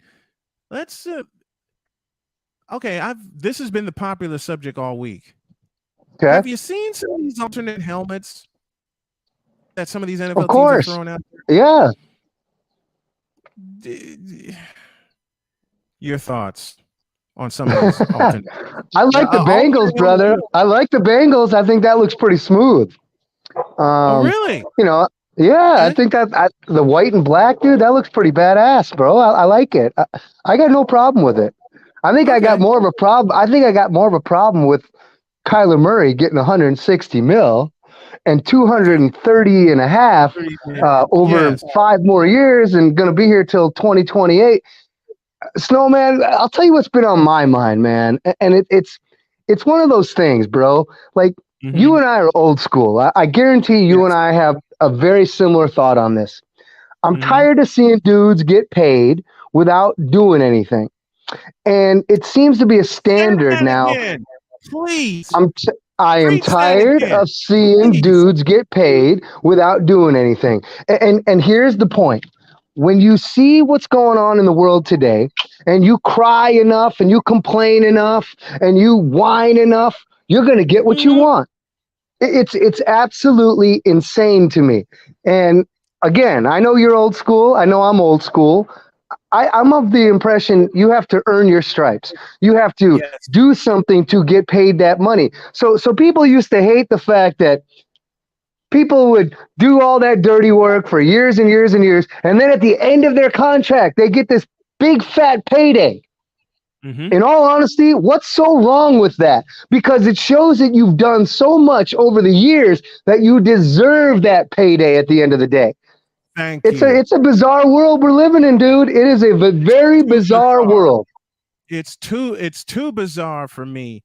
When I saw Kyler get that contract and get all that guaranteed money, my next 2 words are like you. For what? For what? What has he done? What has he proven? What has he proven to deserve that extension? And you put this post on Facebook. I will echo what you just said. You whine enough, you will get what you want. Okay. It's true. I'm of the thinking he may have gotten what he wanted, but that's not what he deserved. Because he sure as hell, I think, hasn't earned that extension. Look, you know, we're so used to paying guys today based on what we think they can do. And here's why I want to bring this to you, because I think this will hit home with you in a major way, because I know you love the San Francisco 49ers. Dude, what the hell are they doing with Jimmy G, man? I'm sorry, dude, but I don't get it at all. I don't understand this one bit. Trey Lance, you might be really good, okay? You might be really good. But what in San Francisco? Okay. But what are they doing to Jimmy G? Like, I'm sorry, man. This guy, all he does is yes, the guy wins 70% of the games, and he's gotten what's happened over the last 3 years? NFC Championship game, Super Bowl, losing in the I mean, come on, man. Like at the end of the day, we're splitting hairs here. And 2 minutes away from another Super Bowl. Yes. On the road against the Rams. Right. So my point is this. We've got a guy like Kyler Murray who hasn't done that, right? And they want to throw all this money at him because it's the going rate. It's not based on what he's actually accomplished. It's the going rate for what you got to pay people these days at that position.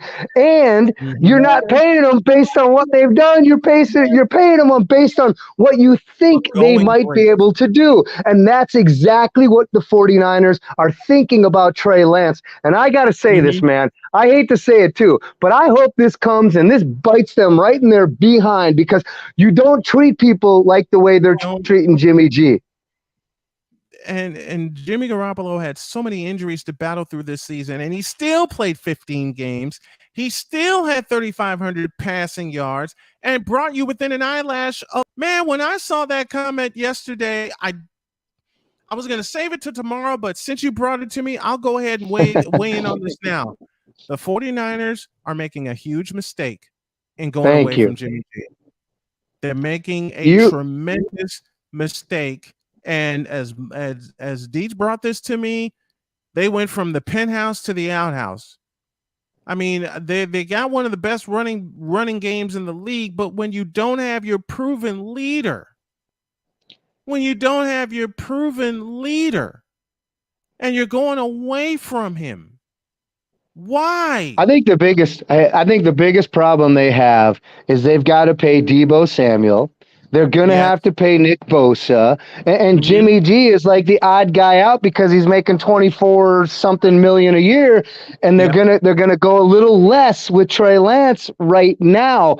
Look, I think it's the move of the future. I don't think it's the move for today. So again, you've got Jimmy G that you could have him play all year again this year.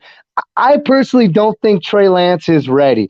We'll see. They obviously didn't feel he was ready last year, and look at the result. Jimmy G did pretty damn good for those guys. Again, sometimes we rush into things, and I think the 49ers are rushing into this. They are definitely rushing into this. Andy Dorff joining me here on the program. Yeah, that just angered me. They decided they're going to go with Trey Lance, and I'm old school. I've been on Dorff on Sports so many times. They've made a mistake, a huge mistake, just like the Cardinals made a mistake in paying Kyler Murray again. For what? What has Kyler Murray done? What has Kyler Murray proven? All I remember is that playoff game in Los Angeles, where he tried to scramble and sling blade a pass out of the end zone that he had no business throwing. And then there was a pick six. Yes. Turned into a 5-yard pick six.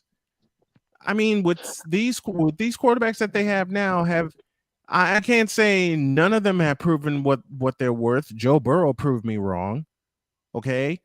The one of the quarterbacks that was signed to a major deal, and yes, they won a Super Bowl, but it's kind of course I'm talking about Matthew Stafford.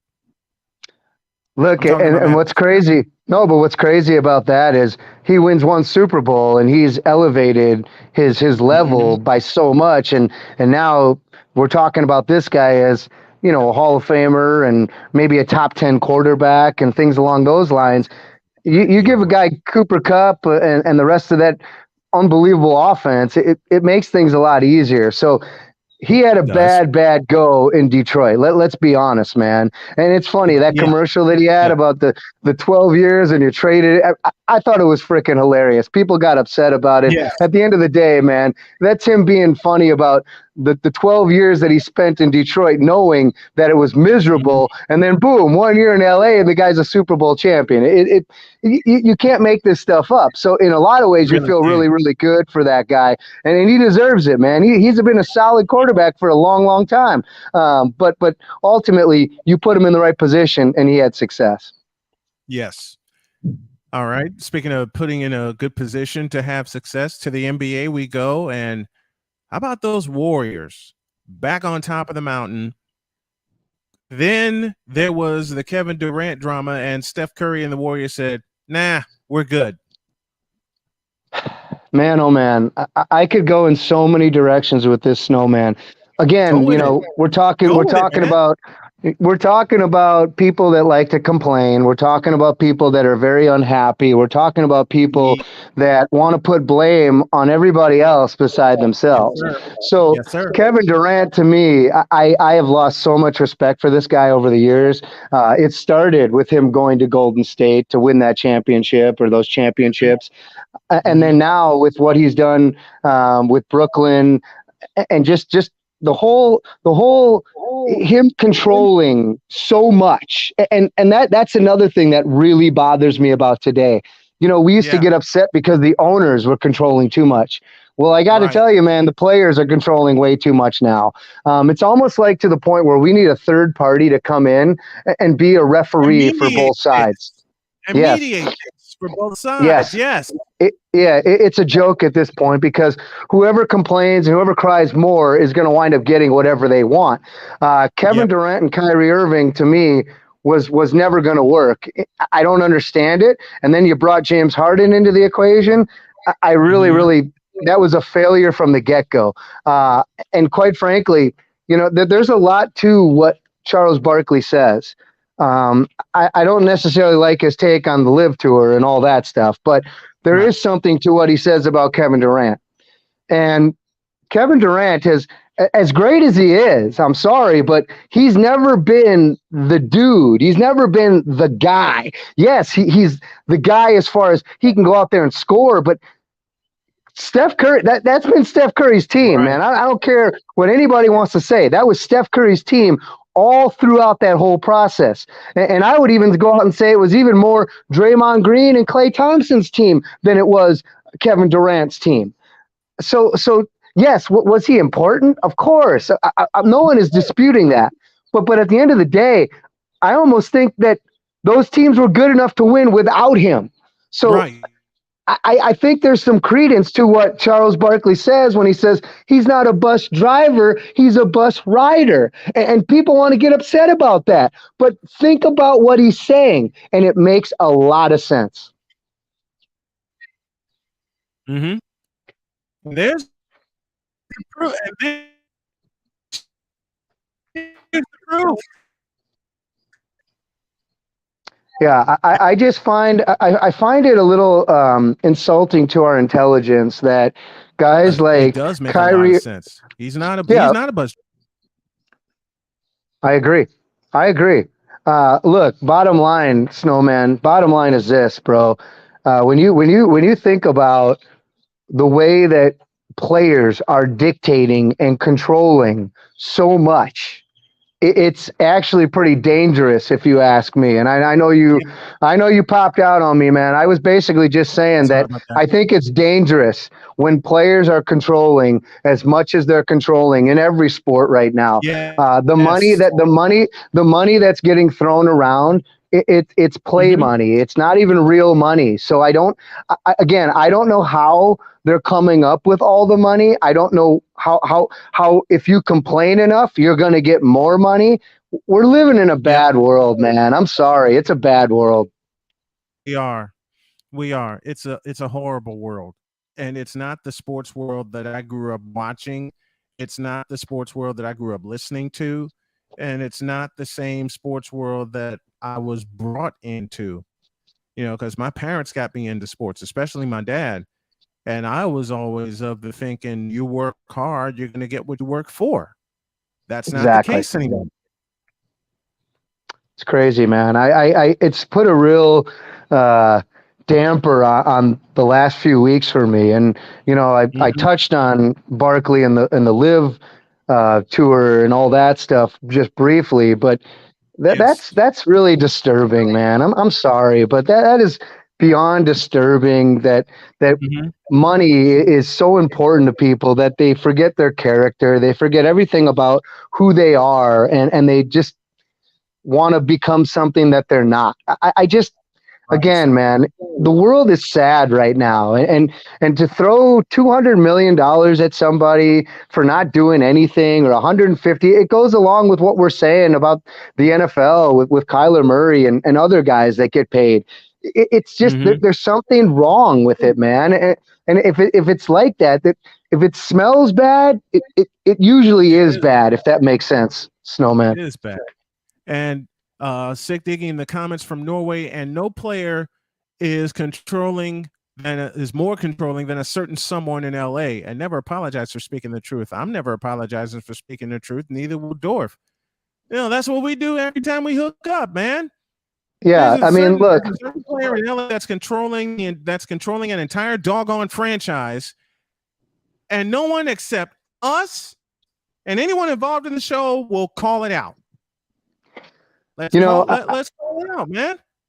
Yeah, I think LeBron James. I've been really kind of checking out what their game plan is going to be, and at the end of the day, man, I'm sorry, but the Kyrie Irving to LA makes no sense. I'm sorry, it just makes zero sense at all.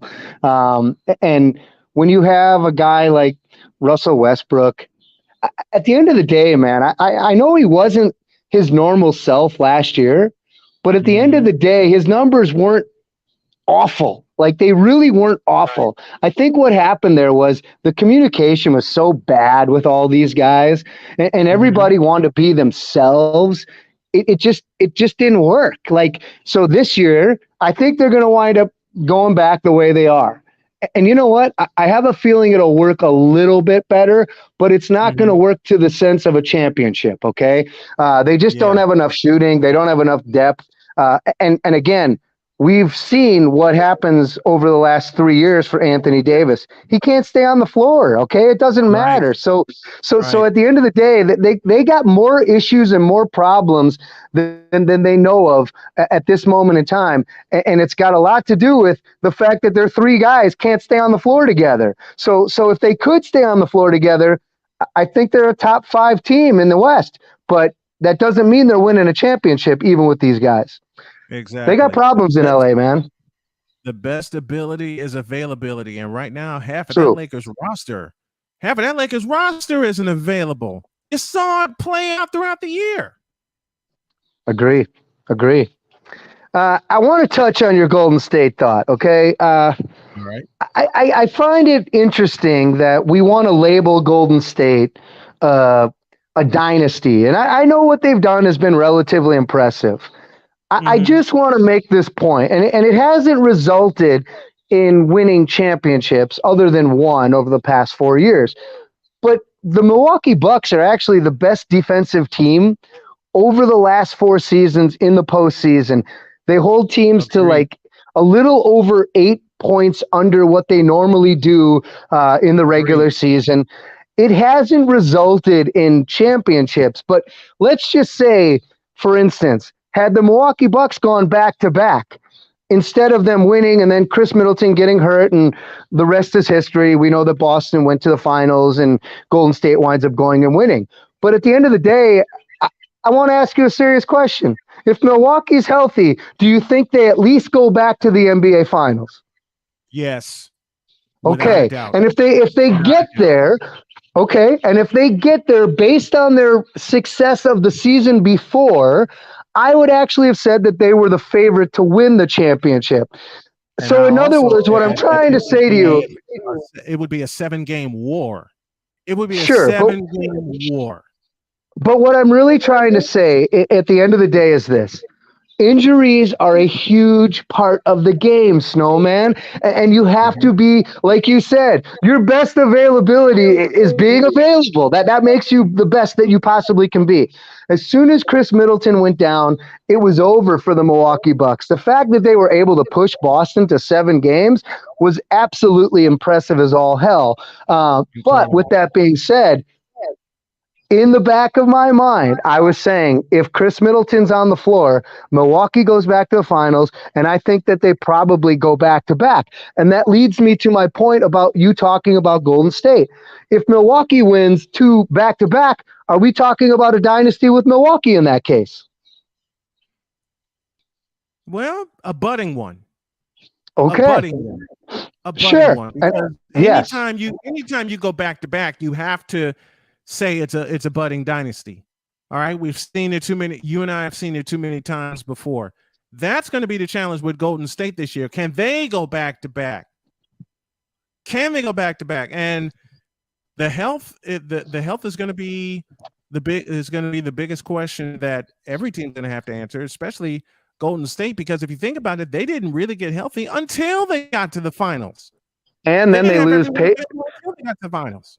But they also lost a couple key free agents. Gary Payton Jr. no longer with them, and he was very instrumental. So, yeah, I mean, at the end of the day, man, it's going to be fun, and I think that you and I both like the NBA probably more than any other sport. And those guys out there on that floor doing what they do, to me, is absolutely incredible as all hell. I think they're the most gifted athlete out of any of these sports that we're talking about. And you could probably make a good argument for a football player, but that's got to be a guy that's, a wide receiver, a cornerback, whatever, somebody that is in a position where they're going to be very athletic versus an offensive lineman who's 300 and some odd pounds, this and that and the other. You get my point.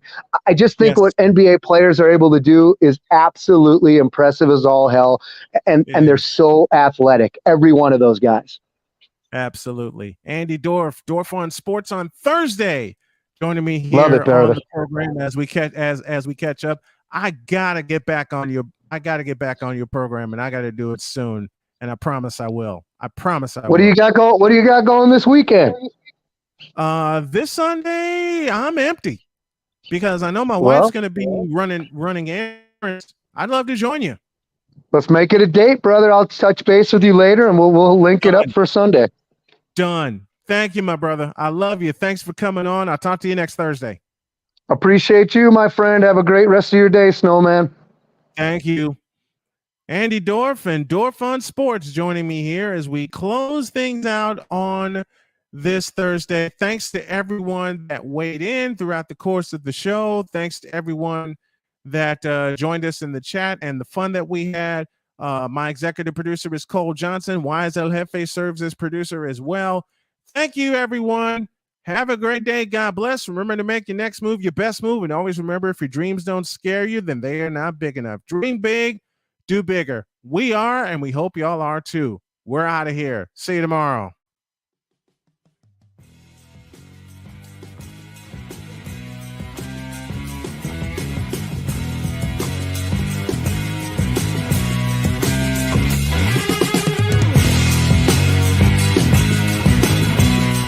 Thank you for tuning in to Snowman in the Morning with Cole Johnson, the hottest of hot takes and the coldest of cold, hard facts.